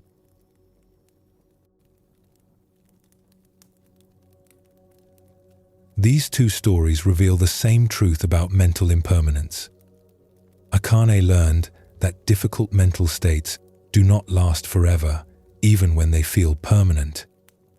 Shin learned that pleasant mental states also do not last, and trying to hold on to them creates suffering. Both discovered that all thoughts, emotions, and mental states are temporary phenomena, constantly arising and passing away. This teaching can be surprisingly hard to accept. When we are suffering, we want to believe there is a permanent escape, a state of peace we can achieve and then maintain forever. When we taste happiness or insight, we want to capture it and make it last. But this wanting itself creates tension and dissatisfaction. We are fighting against the nature of mental experience, which is to flow and change. The Buddha taught that clinging to impermanent things causes suffering. This applies directly to our mental states. When we cling to pleasant states, trying to make them last, we suffer when they inevitably fade. When we push away unpleasant states, refusing to accept their presence, we suffer from the resistance. The states themselves are not the problem. The clinging and resisting create the suffering. Liberation, in Buddhist teaching, does not mean achieving a permanent state of bliss. It means understanding the impermanent nature of all states so completely that we stop grasping at them. We can experience joy without needing to make it last. We can experience suffering without believing it will never end. We can be present for whatever is actually occurring without constantly wishing our mental weather were different. When we are caught inside a strong emotion or persistent thought pattern, we lose sight of this impermanence. The current state feels like all there is, like all there ever was, like all there ever will be. But if we can step back even slightly, if we can bring awareness to the process of experiencing rather than being completely absorbed in the content, we notice that everything is moving, changing, transforming. When we understand this deeply, we find a kind of freedom that does not depend on having only pleasant experiences. We can be with whatever arises, knowing it will pass. We can appreciate good states without clinging to them. We can endure difficult states without despair. We discover that beneath all the changing weather of thoughts and emotions, there is an awareness that remains, that can hold all experiences without being overwhelmed by them. This is the teaching of mental impermanence. Not that we should suppress our thoughts and emotions, but that we should recognize their temporary nature. Not that we should try to achieve permanent peace, but that we should accept the constant flowing of mental experience. Not that thoughts and feelings do not matter, but that they matter less than we think when we see them clearly as passing phenomena. As you rest with this teaching, notice the thoughts moving through your mind right now. Notice how they come and go. Notice how your emotional state shifts, subtly or dramatically, throughout your experience. Notice that nothing in your mental landscape stays fixed. Everything is flowing, arising and passing, appearing and disappearing. This is not a problem to solve. This is the nature of having a mind. And when we stop fighting this nature, when we accept the constant change in our mental experience, we discover a peace that was never available through trying to control or fix or freeze our thoughts and emotions. We discover that we can be present for the full range of human experience, knowing that all of it is temporary, all of it is passing through, none of it is who we ultimately are. Breathe deeply now. Feel whatever you are feeling. Whatever emotion or mental state is present right now, it is temporary. It came from somewhere and it will go somewhere. You do not need to push it away. You do not need to make it stay. You can simply be with it, knowing it is passing through. We have explored how everything changes. Places transform. People evolve. Bodies age. Thoughts and emotions arise and pass. We have seen the truth of impermanence from many angles. But understanding that things change is different from accepting that they change. And this difference, this gap between understanding and acceptance, is where much of our suffering lies. The pain we feel about impermanence does not come from the changes themselves. It comes from our resistance to those changes, from our desire for things to stay the same, from our clinging to what is passing away, from our refusal to let go of what is already gone. This is one of the core teachings of Buddhism. The second noble truth tells us that the cause of suffering is attachment, clinging, grasping. We want things to be permanent when they are not permanent. We want to hold on to what cannot be held. We want to freeze moments that are already flowing past. And this wanting, this grasping at what cannot be grasped, creates a particular kind of pain. When we cling tightly to people, trying to keep them exactly as they are, we suffer when they inevitably change. When we hold on to our own youth, refusing to accept aging, we suffer with each sign of time passing. When we grasp at pleasant experiences, trying to make them last forever, we suffer when they naturally end. The tighter we hold, the more we hurt. But there is another way. When we can release our grip, when we can accept change as the nature of things, when we can let go of what is passing without the added burden of resistance, we still feel loss, but we do not create extra suffering. We can be sad without being bitter.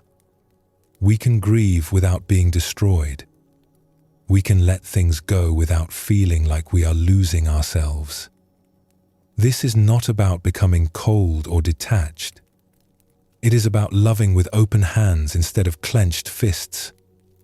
It is about appreciating what is here while it is here, without demanding it stay forever.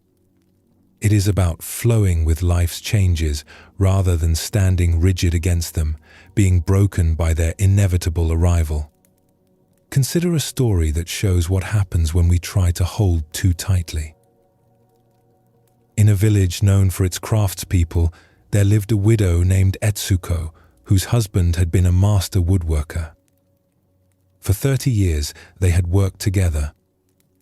He would craft beautiful furniture and tools in his workshop behind their house, and she would manage the business, talking with customers, keeping accounts, organizing deliveries. They had been partners in every sense, building a life together piece by piece. When Etsuko's husband died suddenly one winter, her grief was profound and natural. She had lost her companion, her partner, half of herself. The house felt empty without his presence. The silence where his voice had been was almost unbearable. This pain was the price of having loved deeply, and it was real and valid. But Etsuko's grief took a particular shape that created additional suffering. She could not bear to change anything in his workshop. She left it exactly as it had been on the day he died. His tools hung on the wall in their usual places. His workbench held the project he had been completing. Sawdust still lay on the floor where it had fallen. She would not let anyone enter the workshop. She would not touch anything inside it. She kept it frozen, preserved, as if by keeping the space unchanged, she could somehow keep her husband present. She also refused to sell any of his work that remained in their storage. Customers came asking to purchase pieces he had made, and she turned them all away. These objects were all she had left of him. If she let them go out into the world, she would lose even more of what little remained. The years passed. 1 year, 2 years, 5 years, 10 years, 15 years. Etsuko lived in the house with her husband's workshop frozen in time behind it. She would sit sometimes at the window, looking at the closed workshop door, remembering how he would emerge from it covered in sawdust, smiling at some small success in his work. The workshop began to deteriorate. Weather seeped in through small cracks. Moisture warped some of the wood. The tools, unused, began to rust. But Etsuko could not bring herself to maintain the space. That would mean acknowledging that he was gone, that things had changed, that time was passing. She preferred to let everything slowly decay rather than accept the truth of loss. People in the village worried about Etsuko. They saw her becoming more isolated, more fixed in her grief. But when they tried to talk with her about moving forward, she would become defensive. She was not holding on to the past, she insisted. She was honoring her husband's memory.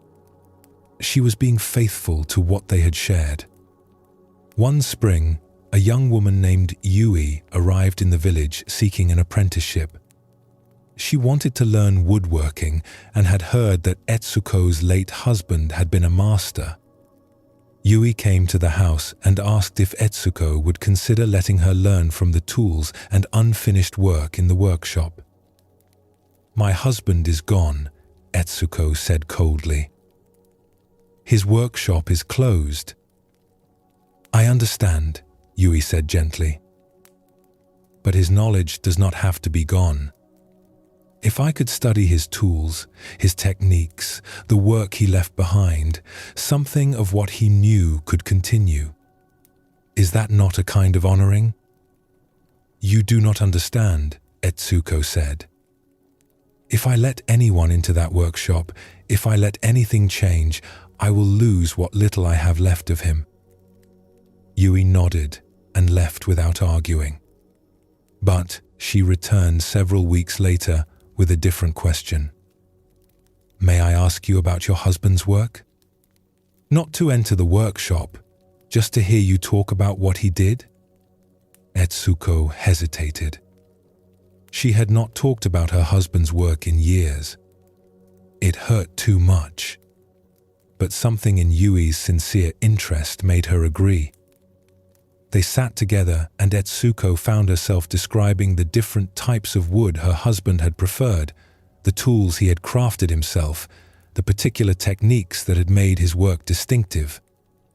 As she spoke, something unexpected happened. The memories brought pain, yes, but they also brought warmth. She had been so busy trying to preserve the physical space exactly as it was that she had stopped actually remembering her husband. She had been protecting the workshop like a tomb rather than celebrating the life and skill it represented. Yui came back again and again over the following months, always with questions, always genuinely interested. Slowly, Etsuko began to see her husband's work differently. The tools hanging unused on the wall, rusting. The unfinished projects that would never be completed. The stored furniture that no one would ever use. She had thought keeping everything frozen was honoring him. But maybe she was actually dishonoring him by letting his life's work decay unused. One day, Etsuko made a decision that frightened her. She told Yui she could enter the workshop. They would clean it together. They would restore the tools. They would complete the unfinished projects if possible. And Yui could learn from what was there. Opening the workshop door after 15 years was one of the hardest things Etsuko had ever done. It felt like a betrayal, like she was finally admitting her husband was truly gone. But as she and Yui began to clean, as they carefully restored the tools and workspace, something shifted in Etsuko's heart. She was not erasing her husband by allowing change. She was honoring him differently. By letting his tools be used again, by allowing his knowledge to pass to someone new, by permitting his work to go out into the world and serve people, she was letting his life continue to have meaning. The frozen, decaying workshop had been a monument to death. The restored, active workshop was a tribute to life. They completed several of the unfinished projects together. When they were done, Etsuko made another difficult decision. She would sell some of her husband's stored work to people who would use and cherish it. Keeping everything locked away had not kept her husband present. It had only kept his absence more painful. The first time someone came to take away a piece her husband had made, Etsuko felt a sharp pain in her chest. This was loss, real loss. But beneath the pain, she felt something else. Relief. A loosening. She had been holding so tightly for so long, and now she was learning to open her hands. Over the following year, Etsuko's life slowly transformed. She did not forget her husband or stop missing him, but she stopped trying to keep everything frozen in place. She allowed his workshop to become a living space again, where Yui practiced and learned. She allowed his work to move out into the world. She allowed time to pass and things to change without fighting every change as if it were a betrayal. One day, Yui completed her first major project under Etsuko's guidance, a chair made using techniques Etsuko's husband had developed. As they looked at the finished chair, Yui said, "Your husband's knowledge lives on. Through you teaching me, through his tools still being used, his skill continues." Etsuko felt tears in her eyes, but they were different tears than the ones she had cried for 15 years. "I thought I was keeping him alive by keeping everything the same," she said quietly. "But I was actually making a grave of his life's work. Now, by letting things change, by letting his tools be used and his techniques be taught, something of him does continue. Not frozen and dead, but alive and growing." She paused, touching the chair Yui had made. "I have learned something hard but necessary. Holding tight does not prevent loss. It only makes the loss more painful. When I finally opened my hands and let things change, I did not lose my husband more than I had already lost him. I just stopped suffering so much from the losing."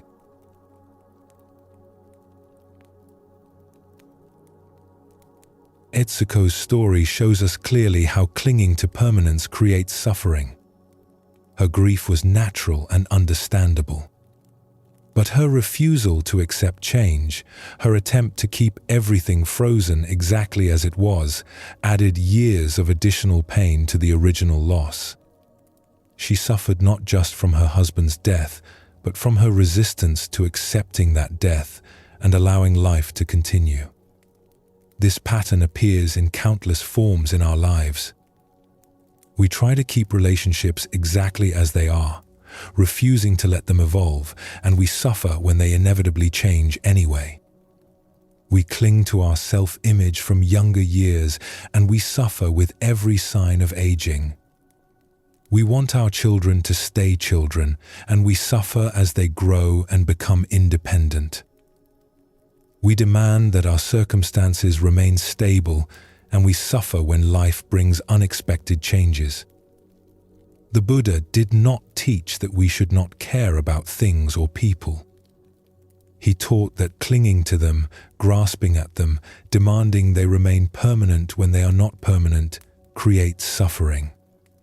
There is a difference between loving someone and clutching at them, between appreciating something and demanding it never change, between engaging fully with life and grasping desperately at moments as they pass. When we love with open hands, we can fully appreciate what is here while it is here, without the added suffering of refusing to let it go when it passes. We can grieve losses without the extra layer of pain that comes from believing those losses should not have happened. We can accept change as part of life, rather than experiencing every change as a personal betrayal. There is another form of clinging that creates suffering. Sometimes we hold on to not a person or object, but a moment. A time in our lives when things felt right, when we were successful or happy or at our best. We try to recreate that moment or return to that state, and we suffer because we cannot. Here is a story that reveals this truth. In a city known for its textile trade, there lived a woman named Hotaru who had built a successful business dyeing fabrics. She had developed a particular shade of indigo blue that became very fashionable. For several years, everyone wanted fabric in Hotaru's blue. Wealthy families ordered it for their clothing. Merchants traveled from distant cities to purchase her dyed cloth. She employed many workers and earned respect and prosperity. Those were golden years for Hotaru. She felt successful, admired, secure. Her skill was recognized. Her work was valued. She had found her place in the world, and it was good. She allowed herself to think that this success was permanent, that she had established something that would continue forever. But fashions change. Gradually, people began to prefer other colors. Green became popular. Then burgundy. Then patterns rather than solid colors. Hotaru's blue, which had seemed timelessly elegant, began to look dated. Orders decreased. Customers stopped coming. The workers she had employed found other work. Her workshop, which had been busy and profitable, became quiet. At first, Hotaru told herself this was temporary. Fashion would swing back to her blue. She just needed to wait. She continued dyeing fabric in the same color, storing it, sure that demand would return. But months passed, and the demand did not return. A year passed. 2 years. Hotaru became bitter. The world had turned against her for no good reason. Her blue was objectively beautiful. People were foolish to prefer these other colors. She refused to adapt, to learn new techniques, to develop new shades. She had been successful doing what she did. That success should have lasted. The fact that it did not last felt like an injustice. She spent her savings maintaining her workshop and continuing to produce the blue fabric that no one wanted. She kept everything exactly as it had been during her successful years, as if by refusing to change, she could somehow make the world change back. Her workshop became a museum to her past glory, unchanged while everything around her evolved. A young dyer named Maiko, who had briefly worked for Hotaru during the prosperous times, came to visit. She had started her own small dyeing business and was doing well by learning new techniques and responding to changing fashions. When she saw Hotaru's workshop, still producing the same blue that no one wanted, she felt concerned. "Hotaru-san," Maiko said carefully, "I have learned some new dyeing methods. Would you like me to share them with you? We could work together to develop new colors." Hotaru's face hardened. "I do not need new methods. My technique is excellent. The problem is not with my work. The problem is with people who have stopped appreciating quality." "But the market has changed," Maiko said gently. "Is it not better to change with it than to keep producing what people no longer want?" "If I change," Hotaru said, her voice sharp, "then I admit that those successful years are truly gone. I admit that I was only briefly good at what I do, and now I must start over with new techniques like a beginner. I refuse to accept that." Maiko left, troubled by her former employer's rigidity. But she came back periodically, hoping to help. On one visit, she brought samples of new colors she had developed. Beautiful shades that incorporated traditional techniques with new approaches.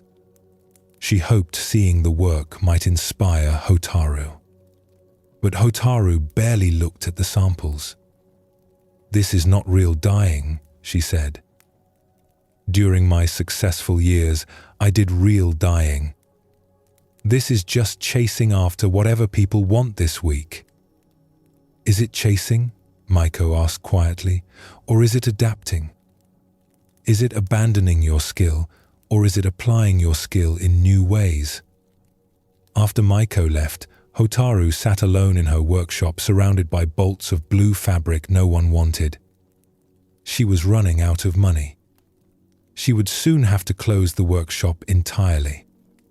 But still, she could not bring herself to change.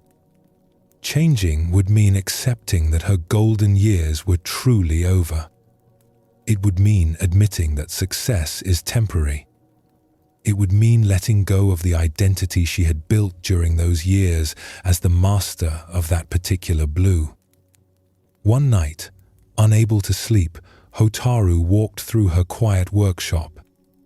She looked at all the stored fabric, years of work that had no buyer. She looked at the dyeing vats, rarely used now. She looked at the empty spaces where workers had once labored.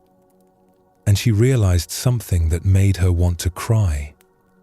She had been so busy trying to preserve her past success that she had destroyed her present life. She had stopped being a dyer. She had become a curator of her own memory. She was producing blue fabric not because anyone wanted it, but because admitting no one wanted it would mean accepting that things had changed. The next morning, Hotaru did something that terrified her. She went to find Maiko. When they met, Hotaru said simply, "Will you teach me the new techniques?" "I am ready to learn." Maiko looked at her former employer with surprise and respect. "Of course. But may I ask what changed?" Hotaru was quiet for a moment. "I realized I have been clinging to a moment in time that is gone. Those successful years happened. They were real. But they are over. By refusing to accept that they are over, I have made myself unable to have any new success. I have been choosing a dead past over a living present." She paused, then added, "I am afraid. Learning new things at my age, starting over in some ways. But I am more afraid of spending the rest of my life trying to inhabit a moment that no longer exists." Over the following months, Hotaru learned new dyeing techniques. She was not as quick to learn as she had been when she was younger, and this humbled her. She had to accept being less skilled, less certain, less masterful than she had been in her area of expertise. This was painful, but it was also freeing. She was no longer trapped in the past. She was engaged with the present. The fabrics she eventually began producing were different from her old work. They showed both her traditional skill and the new techniques she had learned.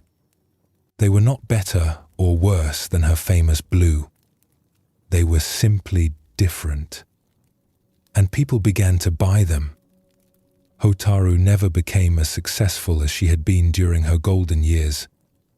Those years of peak prosperity did not return. But she built a modest, sustainable business. More importantly, she was alive again. She was learning, growing, adapting. She was meeting life as it actually was, rather than demanding it be what it once had been.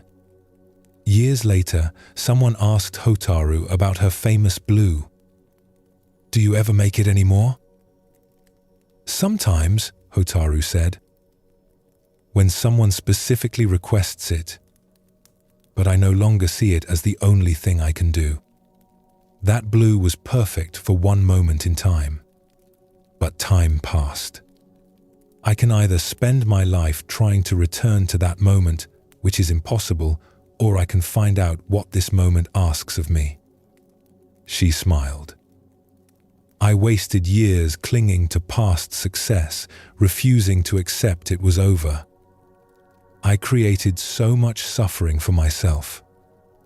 Not from losing the success, which was simply impermanence doing what impermanence does, but from refusing to let it go. The moment I opened my hand and released my grip on the past, I could finally receive what the present was offering."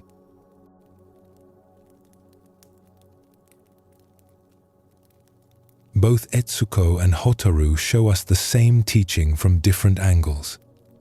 Etsuko clung to a person who was gone. Hotaru clung to a moment that had passed. Both created years of suffering by refusing to accept change, by trying to keep things frozen when everything in life is flowing. This is perhaps the most challenging aspect of the impermanence teaching. Not just to understand that things change, but to release our resistance to that change. to stop fighting against the nature of reality, to open the hands that want to grasp and hold and keep everything exactly as it is or was. The Buddha taught that this grasping, this clinging, this resistance to change is at the root of our suffering. We grasp at pleasure, trying to make it last. We grasp at youth, fighting against aging. We grasp at success, refusing to accept when it fades. We grasp at people, demanding they stay exactly as they are. We grasp at our own self-image, resisting any evolution or change. And all this grasping creates tension, creates pain, creates suffering that goes beyond the natural sadness of loss. There is a difference between loving something and grasping at it. When we love with open hands, we appreciate fully what is here while it is here. We engage deeply with people, experiences, moments, but we do not demand that they stay forever. We do not resist when they naturally change or end. We feel grief when they go, but we do not add the extra suffering of believing they should not have gone. When we grasp, when we cling, when we resist change, we cannot be fully present. We are too busy trying to make things stay the same. We are too busy fighting against what is happening. We are too busy mourning what is passing to appreciate what is still here. The teaching of impermanence is not just that things change. It is that our resistance to change causes unnecessary suffering. When we can accept change as the nature of existence, when we can release our grip on what is passing, when we can let go with some measure of grace, we still experience loss, but we do not multiply that loss through resistance.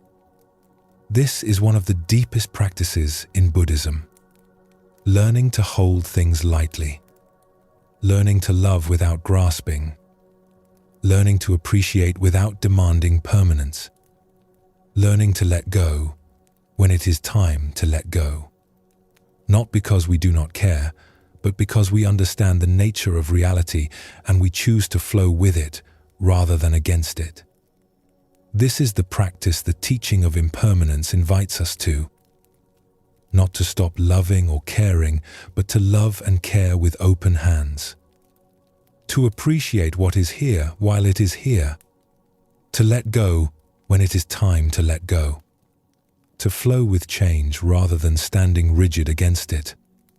To accept that nothing lasts, and to find in that acceptance not despair, but a deeper engagement with the precious temporary moment we are actually living. Take a moment now to notice what you might be holding on to. A memory of how things used to be. An identity from an earlier time in your life. A wish for circumstances to return to how they were. Feel what it is like to hold tightly to these things. And then, just for this moment, see what it feels like to soften your grip, even slightly. We have seen how impermanence touches everything. We have explored the suffering that comes from resisting change. But there is another way to meet this truth. A way that does not just accept impermanence, but actually appreciates it. Even finds beauty in it. In Japanese culture, there is a concept called wabi-sabi. It refers to an aesthetic sensibility that finds beauty in imperfection, in incompleteness, and especially in impermanence. The weathered wood, the cracked tea bowl, the fallen leaves, the cherry blossoms that bloom briefly and then scatter. These things are not beautiful despite their impermanence. They are beautiful because of it. This way of seeing reverses our usual thinking. We typically believe that things should be new, perfect, permanent to be valuable. We want objects that last forever. We want youth that does not fade. We want experiences that go on and on. we think permanence equals worth. But wabi-sabi teaches something different. It suggests that the temporary nature of things is exactly what makes them precious. The cherry blossoms would not move us so deeply if they bloomed forever. We treasure them because they last only a few weeks each year. Their brevity is part of their beauty. A sunset is magnificent partly because it lasts only minutes before darkness comes. The seasons are meaningful because they change. When we truly understand this, we begin to see everything differently. The lines appearing on our face tell the story of years lived. The worn path through a garden shows where countless feet have walked. The crack in an old cup reveals its history of use. These marks of time passing are not defects. They are evidence of life being lived, of objects being used, of existence unfolding as it naturally does. This teaching asks us to shift our relationship with impermanence completely. Instead of mourning what fades, we can appreciate the fading itself. Instead of resisting age and wear, we can see them as adding character and depth. Instead of wanting everything to stay new forever, we can value the beauty that only comes with time passing. What follows is a story about someone who discovered this way of seeing. In a village surrounded by mountains, there lived a young woman named Mizuki who wanted to be a poet. She had studied poetry since childhood, reading all the classical works she could find. She wanted to write verses that would be considered great, that would last through the ages, that would make her name remembered forever. But Mizuki struggled with her writing. Everything she created felt flat and lifeless. She could construct verses with proper form and elegant language, but they lacked something essential. They felt empty, like beautiful shells with nothing inside. Her teacher, an old poet named Basho, would read her work and nod politely, but say little. She knew this meant the work was technically correct, but not truly poetry. One spring morning, Basho told Mizuki to stop writing for a while. Instead, she should spend an entire day simply observing. "Go and watch," he said. "Pay attention to what you see. Notice what moves you, but do not write. Just look." Mizuki felt frustrated by this instruction. How would watching help her write better poetry? She needed to practice writing, not waste time looking at things. But she respected her teacher and agreed to try. She left the village at dawn and walked into the surrounding hills. The morning was clear and beautiful. Spring had arrived and everything was blooming. Cherry trees covered the hillsides in clouds of pink and white blossoms. The sight was stunning, like something from a painting. But Mizuki had seen cherry blossoms every spring of her life. They were lovely, but familiar. What was she supposed to notice? She found a place to sit beneath a large cherry tree and began to observe as her teacher had instructed. At first, her mind was busy with thoughts about her poetry, her ambitions, her frustrations. But gradually, as she sat in silence, her attention settled on what was actually before her. She noticed how the blossoms moved in the breeze, how light passed through the petals, how each flower was slightly different from the others. She watched insects visiting the blooms. She listened to birds calling from the branches. She noticed the texture of the bark, rough and dark beneath the delicate flowers. As the morning wore on, something began to happen that surprised her. The wind picked up slightly, and blossoms started to fall. One petal, then another, then a small shower of petals drifting down like snow. They fell on her hair, her shoulders, the the ground around her. The tree was releasing its flowers. Mizuki had seen cherry blossoms fall before, of course, but she had never really watched it, never sat still and paid full attention to this particular moment of letting go. She noticed how each petal fell in its own way. Some spiraled down, some drifted, some fell straight and quick. They landed on the grass, on stones, in a small stream nearby where they floated away. As she watched, something shifted in her chest. A feeling rose up that she could not quite name. It was not exactly sadness, though there was sadness in it. It was not exactly joy, though there was joy too. It was a kind of poignant recognition. These flowers were so beautiful precisely because they were falling. Their perfection lasted only moments. They bloomed for a brief time and then let go. This releasing was not failure. It was completion. It was the natural arc of their existence. She thought about all the poems she had read about cherry blossoms. The classical poets had written about them constantly, returning to them again and again. She had always assumed they wrote about cherry blossoms because the flowers were pretty. But sitting here, watching the petals fall, she understood something deeper. The poets were not just celebrating beauty. They were recognizing impermanence. The cherry blossoms showed the truth of all existence in a form so beautiful it was almost unbearable. Mizuki sat under the tree for hours, watching the slow rain of petals. By afternoon, the ground was covered in a soft carpet of pink and white.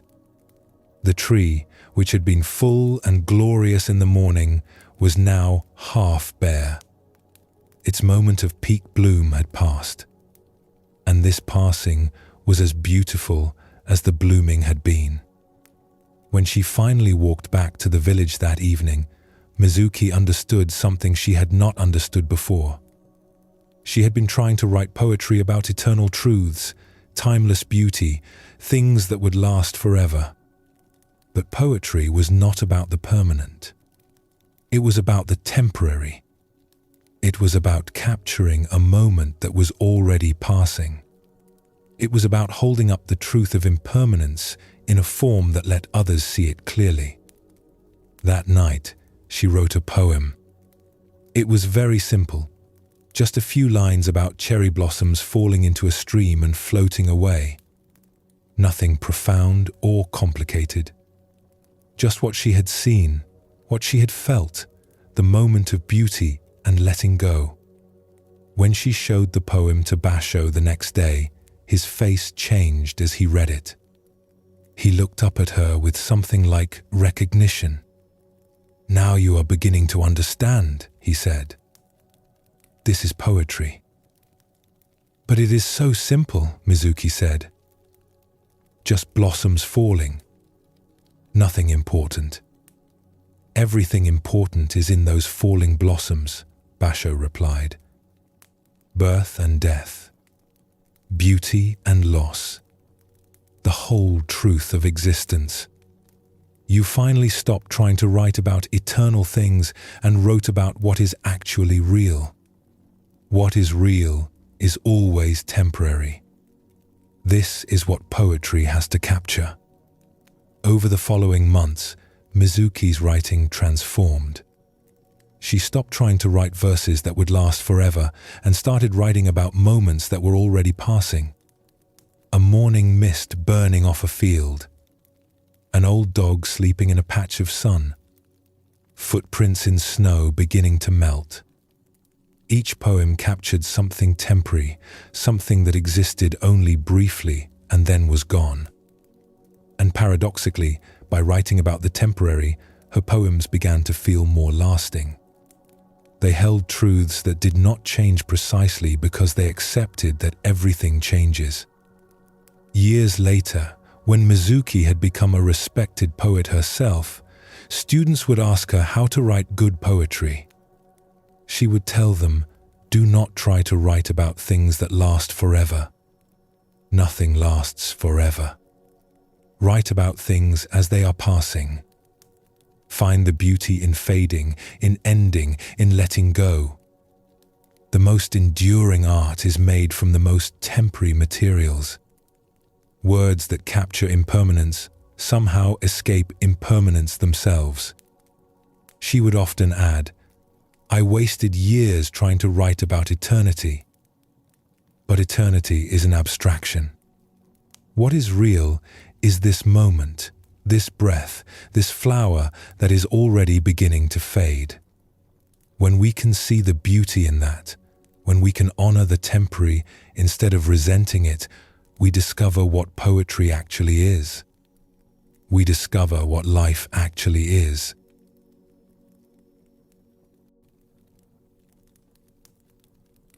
Mizuki discovered what the aesthetic tradition of wabi-sabi teaches. That impermanence is not a flaw to be overlooked, but a source of beauty to be appreciated. The cherry blossoms are treasured throughout Japanese culture, not despite their brief bloom, but because of it. Their transience is inseparable from their beauty. This way of seeing applies to everything.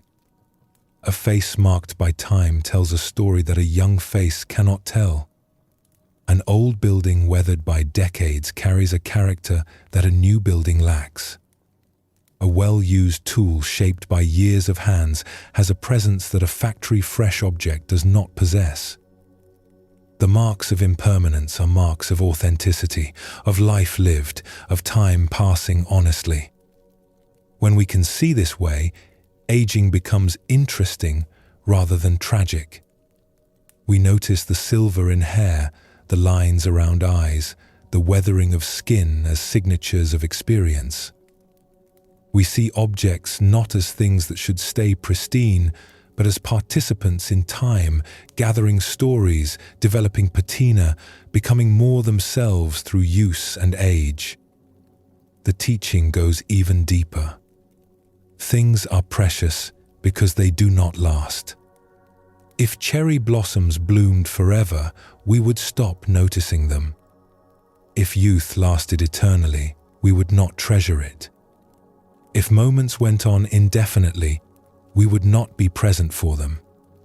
Impermanence creates urgency, creates attention, creates appreciation. We treasure what we know will pass. Think about your own experience.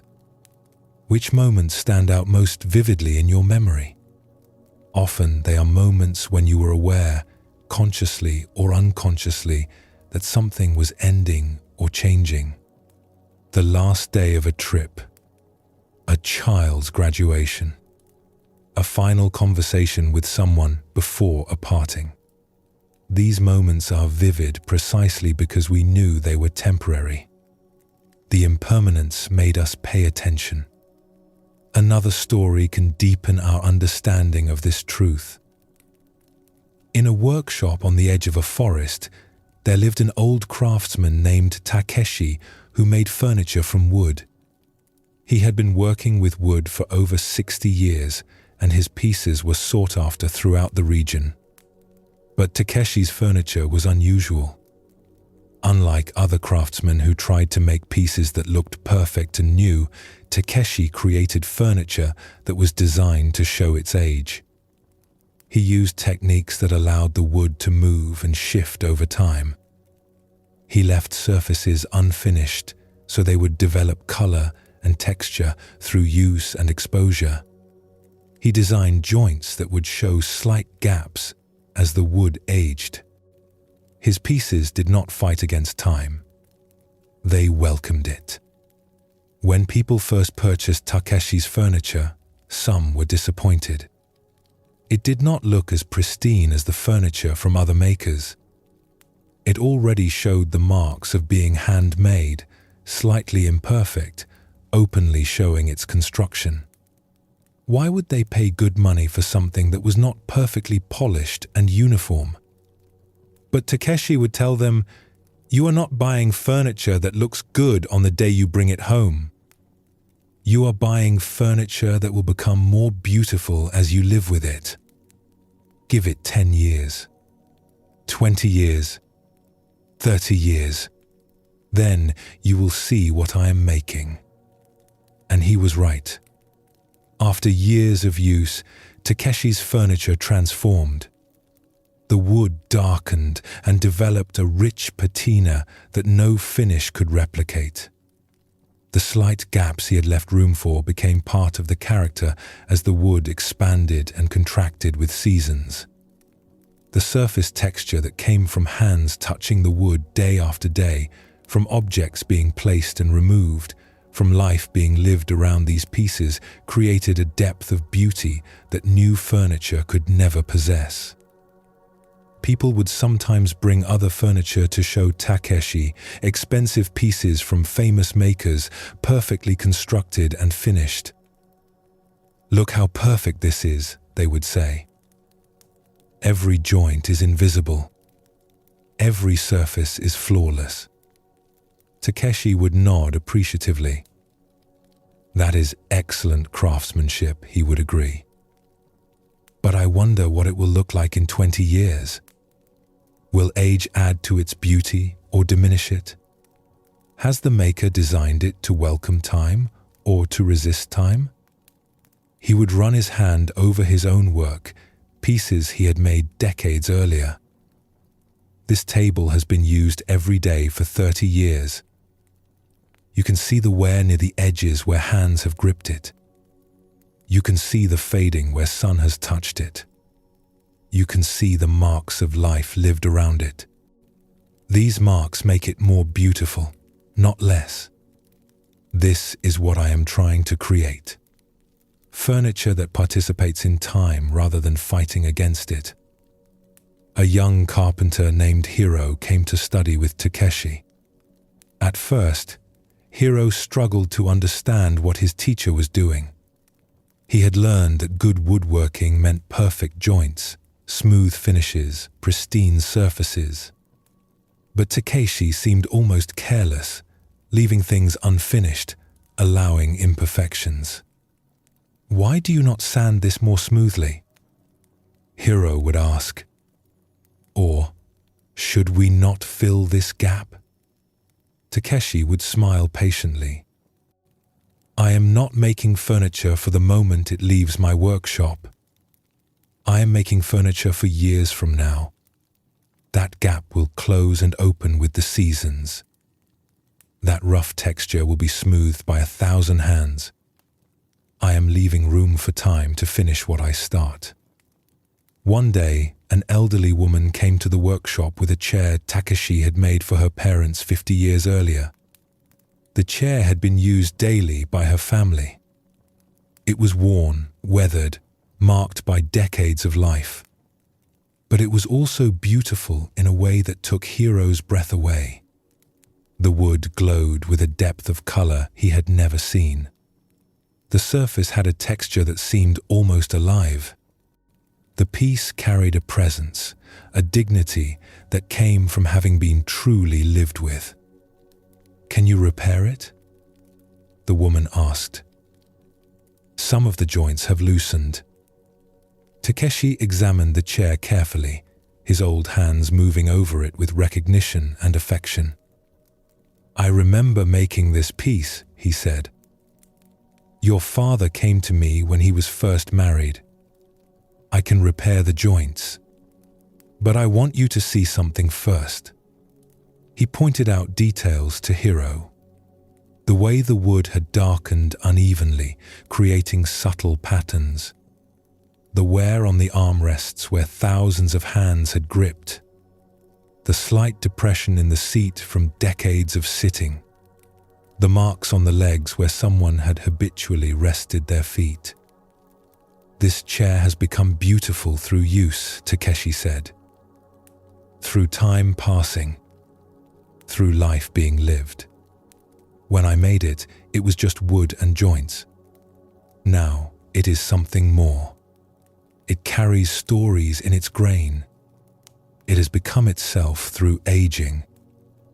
After the woman left with her repaired chair, Hiro said to Takeshi, I understand now what you are teaching. You are making furniture that honors impermanence. That welcomes time passing instead of trying to stay frozen. Yes, Takeshi said. Most makers try to create things that resist time, that fight against aging and wear. But I am trying to create things that accept time, that participate in time, that become more themselves as they age. This is harder because you have to imagine what something will become, not just what it is. He paused, looking at his weathered hands. I am old now. My body shows the marks of decades of work. Some people would say I am worn out, diminished by age. But I think I am more myself now than I was at 20. Experience has shaped me. Time has revealed what was always there beneath the surface. This is what I try to build into my furniture. The capacity to be shaped by time in ways that add rather than subtract. Hiro worked with Takeshi for many years, learning not just techniques, but a whole philosophy of making. When he eventually opened his own workshop, he created furniture in the same spirit.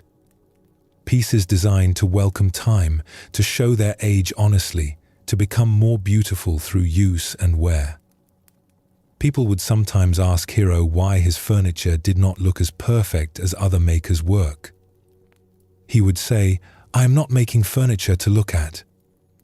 I am making furniture to live with. Give it time. Let it be used. Let it age. Then judge if it is beautiful. And those who kept his pieces found that Takeshi's teaching was true. The furniture became more beautiful with time. It developed character that new things cannot have. It participated in the lives of the families who used it, gathering stories, marking time, showing honestly the passage of years. And this honesty, this acceptance of impermanence, was its deepest beauty.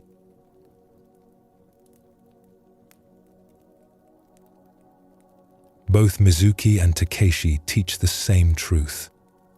Beauty is not found in resisting impermanence, but in accepting it. The cherry blossoms are beautiful because they fall. The furniture becomes beautiful because it shows its age. Poetry captures moments precisely because those moments are passing. When we try to make things eternal, we miss their actual beauty, which lives in their temporariness. This shift in seeing changes everything. We stop trying to make ourselves look ageless and start appreciating the face we have earned through living. We stop trying to keep everything pristine and start valuing the marks of use. We stop mourning endings and start recognizing them as completions. We stop resisting change and start seeing change as the process through which beauty emerges. Think of the things you treasure most. Often they are not the newest or most perfect things. They are things that carry history.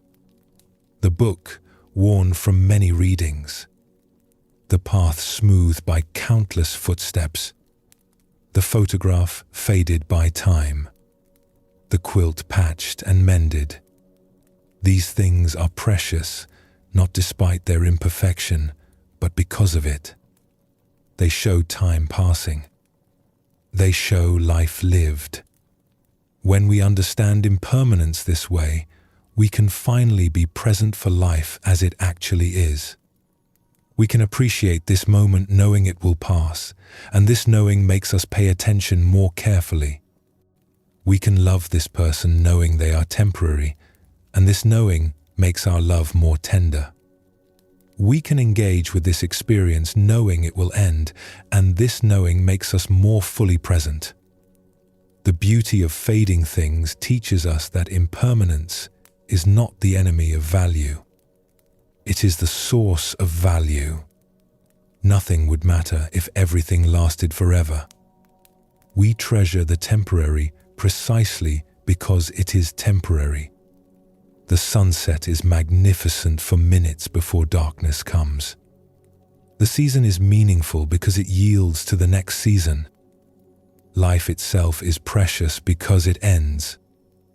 When we can see this way, impermanence stops being something to fear or mourn. It becomes something to appreciate, even to celebrate.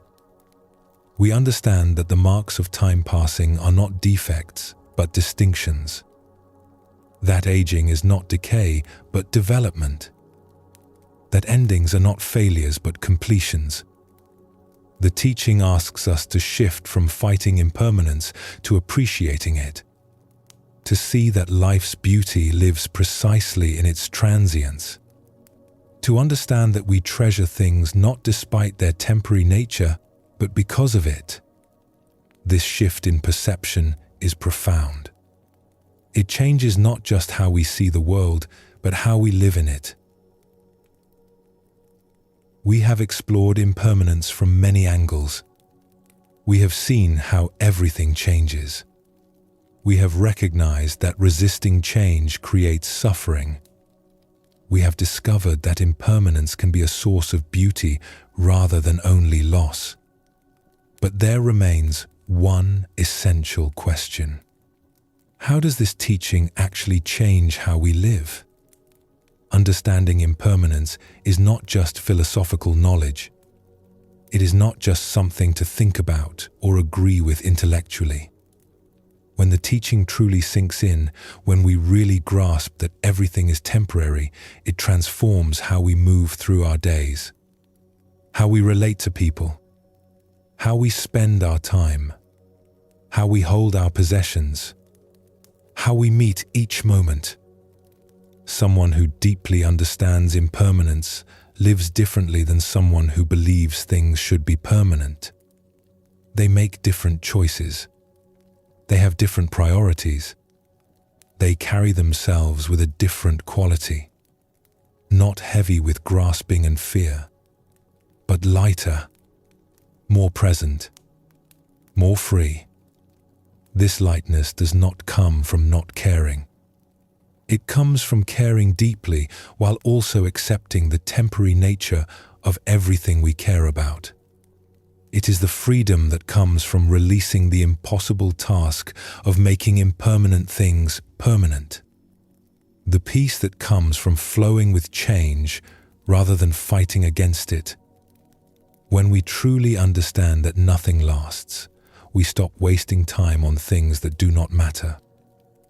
We stop holding grudges because we know life is too short for sustained resentment. We forgive more easily because we recognize that everyone is changing, including the person who hurt us and ourselves. We express love more openly because we know the people we love will not be here forever. We appreciate ordinary moments more because we recognize they are not repeating. This conversation will never happen again exactly like this. This meal shared with these people on this day is unique. This sunrise is the only sunrise of this particular morning. When we see clearly that each moment is unrepeatable, we pay attention more carefully. We are more present, more engaged, more alive. The teaching of impermanence, fully understood and embodied, does not lead to sadness or detachment. It leads to deeper engagement, to fuller presence, to more tender care for what is here while it is here. Someone who understands impermanence loves more freely, lives more fully, and suffers less from the inevitable changes that life brings. What follows is a story about someone who embodied this understanding. On the roads between villages and towns, there lived a monk named Rio who spent most of his time traveling. He had no fixed home, no monastery to return to. He would walk from place to place, sometimes staying in temples for a few nights, sometimes sleeping under trees, sometimes invited into homes by people who offered hospitality to wandering monks. Rio owned almost nothing. A robe, a bowl for receiving food, a few small items of necessity. Everything he possessed could be carried easily. When people remarked on how little he had, he would smile and say, "I have everything I need." More than that would just be burden. In one village where Rio stopped for a few days, he met a merchant named Goemon who owned a large house filled with valuable possessions. Goemon was curious about this monk who seemed content with nothing. He invited Rio to have tea and asked him directly, "Does it not trouble you to have so little? Do you not want a home? Security? Things to call your own?" Rio thought about this question carefully before answering. "I have a home," he said. "Wherever I am is my home. I have security. I trust that each day will bring what I need. And I have things of my own. This robe, this bowl. What more should I want?" "But what about your future?" Goemon pressed. "When you are old, who will care for you? What will you live on?" "The future is not here yet," Rio said gently. "I cannot live in it now. When the future arrives, it will be the present, and I will meet it then. Worrying about it now does not make it easier. It only makes this moment heavier." Goemon shook his head. "That is foolish. A wise person prepares, accumulates, builds security so that when difficulties come, they are protected." "Perhaps," Rio said. "But tell me, do you feel secure? With your large house and many possessions, do you feel safe?" Goemon had to admit he did not. He worried constantly about his property, about thieves, about fire, about the value of his goods, about whether he had enough, about losing what he had. His possessions did not bring him peace. They brought him anxiety. "I do not own many things because I understand that I cannot keep anything," Rio explained. "One day I will die. Everything I possess will be left behind. Even this body will be left behind. Knowing this, why should I spend my life accumulating things I cannot ultimately keep? Why should I carry more than necessary on a journey that must end?" He sipped his tea before continuing. "This does not mean possessions are bad or wrong. If you need a house, have a house. If you need tools for your work, have tools. But there is a difference between using things and being attached to them. Between having what you need and grasping at security that does not truly exist." Goemon felt uncomfortable with these words. Everything in his life was built on accumulation, on building security through possessions. The monk's words suggested that this entire effort was based on an illusion. "What about your family?" Goemon asked. "Did you not leave behind people who needed you?" "I had no family," Rio said. "But I understand your question. You are asking if my way of life is selfish, if refusing to accumulate and cling means refusing to care for others." He set down his teacup. "I care for others everywhere I go. I teach when people ask. I help with work when work is needed. I listen when someone needs listening. My relationships do not depend on living in one place or owning many things. I meet people fully while I am with them. I part from them when it is time to part. I do not grasp at keeping them with me forever because I know that is impossible." "That sounds lonely," Goemon said. "Does it?" Rio asked. "I have never felt lonely. I meet people honestly, without pretense, without trying to get something from them. When we part cleanly, without the pain of clinging. I love freely because I am not trying to possess anyone.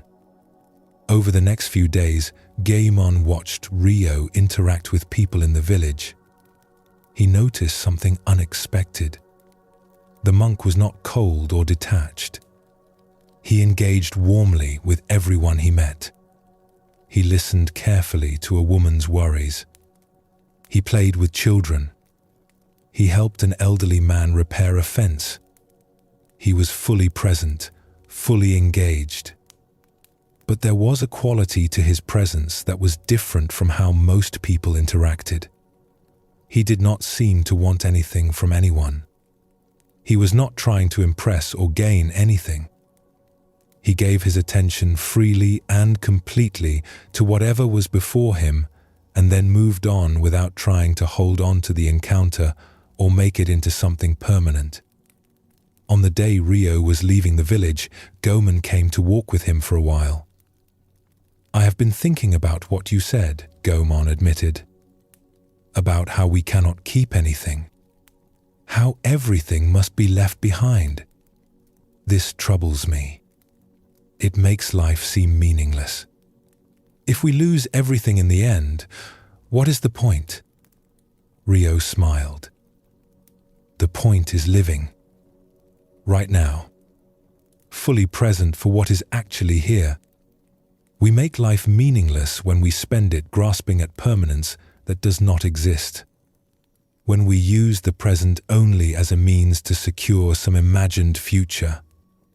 When we are so busy accumulating and protecting that we forget to actually be alive." He gestured to the road ahead, the morning sunlight, the birds singing. "This moment is real. This walk is real. This conversation is real. Why would I miss this by worrying about what I cannot control? Why would I be half present here because my mind is busy protecting what I own or anxious about losing it?" Gaemon walked in silence for a while, thinking about his own life. How much time he spent managing his possessions. How much energy he gave to worrying about security. How little attention he gave to what was actually present in each moment. "I think I understand," he said finally. "You are free because you have nothing to protect. Nothing to lose. You can be completely here because you are not divided between here and your concerns about maintaining what you have." "Yes," Rio said. "But this freedom is not about having nothing. It is about holding everything lightly. You could have your house and possessions and still be free if you understood their temporary nature. The problem is not the things. The problem is believing they are permanent, believing they can give you ultimate security, grasping at them as if they could protect you from life's changes." They reached the edge of the village and stopped. Rio adjusted his robe and prepared to continue his journey. "I do not know if we will meet again," he said to Gaemon. "Probably not. But this meeting has been real. This conversation has been genuine. That is enough. I do not need it to last forever for it to have value." Gaemon felt a sadness at the parting, but also something else. A kind of clarity. "Thank you," he said. "You have shown me a different way of being. I have shown you nothing you did not already know," Rio replied. "You know things are impermanent. Everyone knows this. I have just chosen to live as if it is true rather than pretending it is not." After Rio disappeared down the road, Gaemon walked back to his house. He looked at his possessions with different eyes. They were still useful, still beautiful in some cases, but he saw them now as temporary, as borrowed, as things that would outlast him or not, but either way were not truly his to keep forever. This recognition did not make him value them less. It made him hold them more lightly. And in that lighter holding, he felt something like the freedom he had sensed in the traveling monk.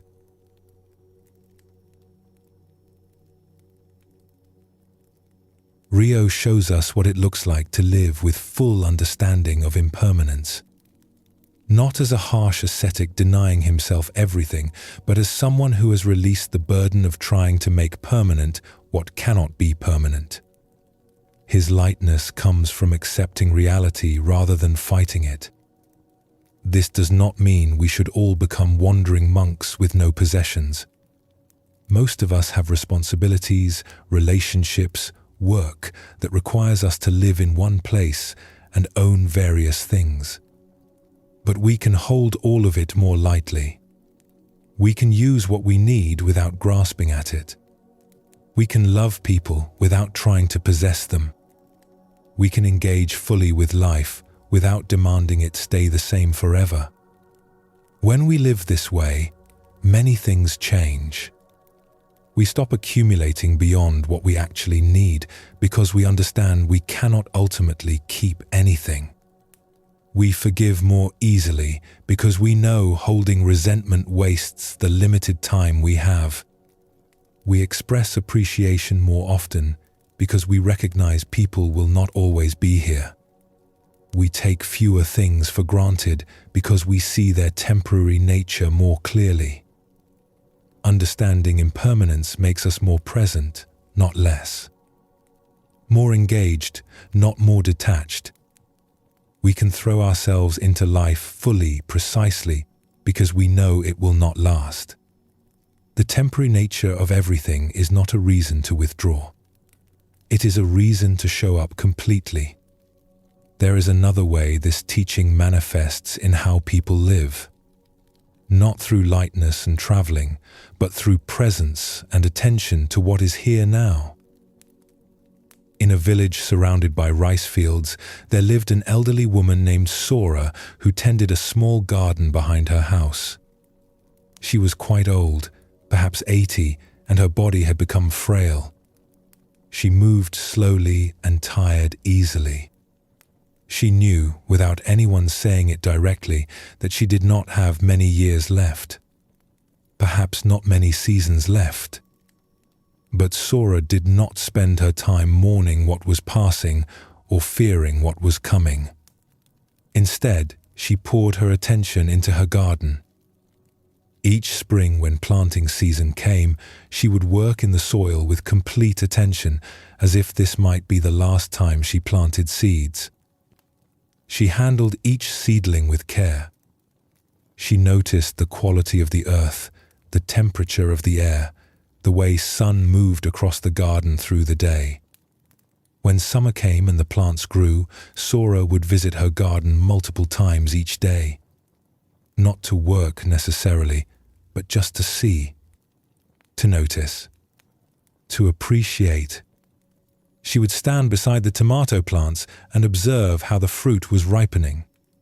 She would watch insects visiting the flowers. She would feel the leaves between her fingers, checking their health and texture. The village children noticed how much time Sora spent in her garden. One day, a young girl named Keiko asked her, "Why do you spend so much time looking at your garden? Don't you get bored seeing the same plants every day?" Sora smiled. "Come," she said. "Look with me." She led Keiko to a bean plant. "What do you see?" "A bean plant," Keiko said, "with beans growing on it." "Look more carefully," Sora suggested. "Tell me everything you notice." Keiko looked more closely. As she paid attention, she began to see more. The way the leaves curved. How some beans were ready to pick while others were still small and pale. How a bee was moving from flower to flower. How dew from the morning still clung to some leaves even though it was afternoon. "I see more than I thought," Keiko said, surprised. "Yes," Sora said, And I see more than you because I have looked at this plant every day since it was a seed. I have watched it grow from nothing to this.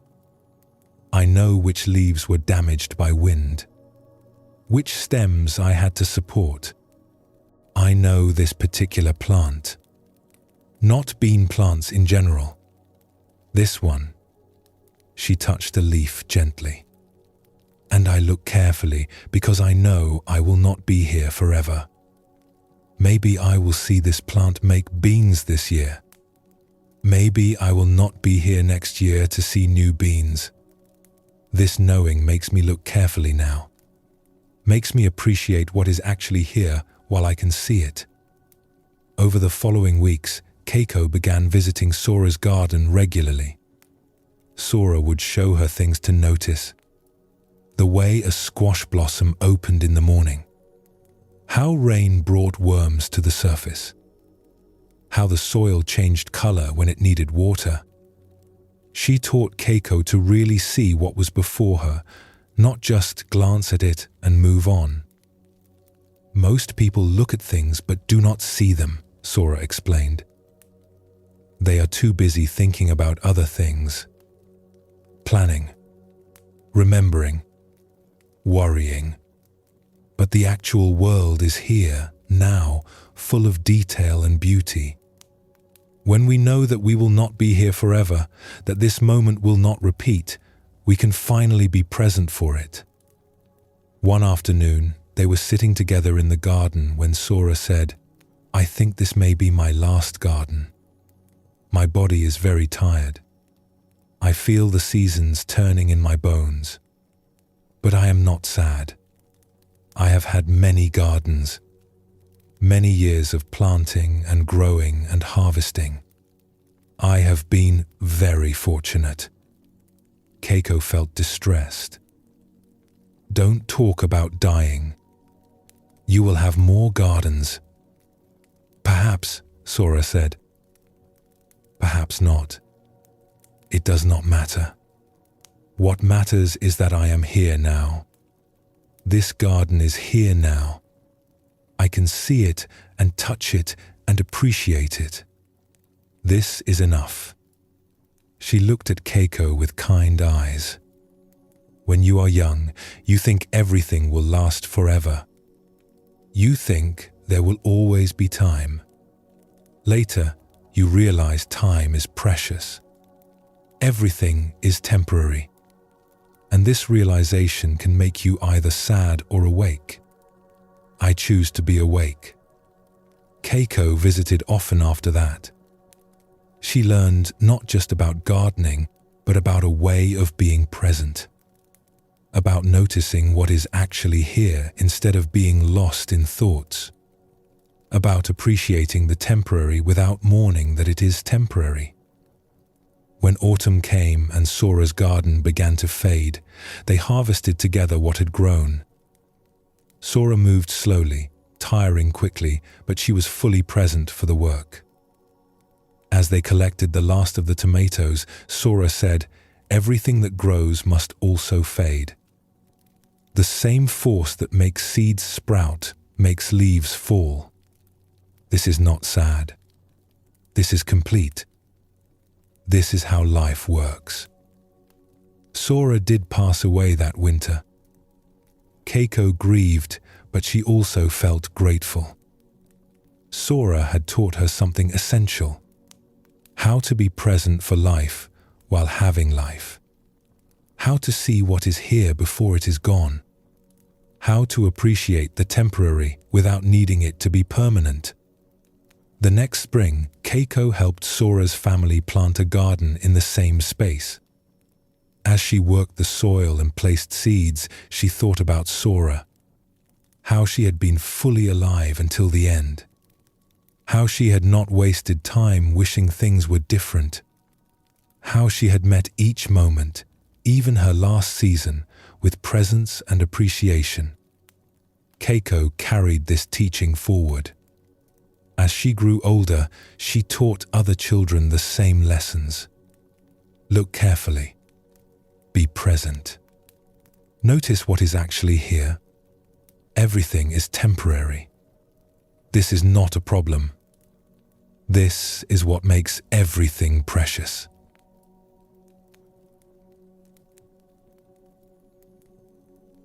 Both Rio and Sora lived with full understanding of impermanence, but in different ways. Rio's understanding led to lightness and freedom of movement. Sora's led to depth and intensity of presence. Both were completely engaged with life, precisely because they knew it was temporary. This is what the teaching offers us. Not a reason to disengage or despair, but an invitation to wake up, to be present, to appreciate what is here while it is here, to love fully while knowing love will change or end, to give our attention to what matters instead of wasting it on what does not. When we understand impermanence deeply, we make different choices. We spend time with people we love instead of assuming they will always be available. We express gratitude more because we recognize that what we have could be gone tomorrow. We forgive more quickly because life is too short for sustained bitterness. We take chances we might otherwise postpone because we know there might not be a later. We also become more compassionate. When we see that everyone is temporary, that everyone is changing and aging and eventually dying, we recognize our shared condition. We are all in this together, all facing the same fundamental truth. This recognition softens our judgment and opens our hearts. Everyone is doing their best with the time they have, even when their best looks very imperfect. The teaching of impermanence, fully integrated, makes us both lighter and more present. Lighter because we release the impossible burden of trying to make things permanent. More present because we know each moment matters and will not repeat. We stop living for some imagined future where everything will finally be permanent and secure. We start living now with what is actually here, as it actually is. This does not mean we do not plan or prepare. It means we hold our plans lightly, ready to adjust when life inevitably brings unexpected changes. It means we prepare for the future without living only for the future. We remain anchored in the present while also tending responsibly to practical needs. The teaching transforms not just what we do, but who we are. We become people who can meet change without being destroyed by it. Who can love without grasping? Who can lose without losing ourselves? Who can be present for joy without demanding it last forever? Who can endure pain knowing it too will pass? We discover that impermanence is not the enemy. It is the teacher that shows us how to live, how to appreciate what we have, how to be present for our own lives, how to love fully while holding lightly, how to engage completely with the temporary moment we are actually living. This is the practical wisdom of impermanence. Not philosophical theory, but lived understanding. The kind of understanding that changes how we move through our days, how we meet the people we encounter, how we respond to what life brings. The kind of understanding that frees us to be fully alive while we have the chance. As we come to the end of our exploration tonight, take a moment to simply be where you are. Feel your body resting. Notice your breath moving gently in and out. Everything around you is changing, even in this quiet moment. And this is not a problem. This is simply how things are. Tonight we have journeyed through the teaching of impermanence from many angles. We saw how places transform and people evolve, how bodies age and thoughts arise and pass, how clinging to what is changing creates suffering, how the temporary nature of things can be a source of beauty rather than only loss, and how understanding impermanence deeply can help us live with more presence, more freedom, more appreciation for what is actually here. This teaching is one of the foundations of Zen and Buddhist practice. When we truly see that everything is impermanent, that nothing stays the same, that all things arise and pass away, we begin to hold life more lightly. We stop demanding that reality be different than it is. We flow with change rather than fighting against it. We appreciate what is here while it is here, knowing it will not last forever. You do not need to remember everything you heard tonight. The seeds have been planted. They will continue working in you in their own time. You may find yourself tomorrow noticing the impermanent nature of something you usually take for granted, or feeling less resistance to a change you are facing, or appreciating a moment more deeply because you recognize it is temporary. In our next episode, we will explore non-attachment, the practice of holding things lightly, of loving without grasping, of engaging fully with life while releasing our tight grip on how we think things should be. For now, let yourself rest completely. Let the day release its hold. Let your thoughts settle like leaves falling to the ground. Everything changes. Everything passes. And in this moment, you can simply be. Sleep well, and thank you for joining us here at Sleepy Monk.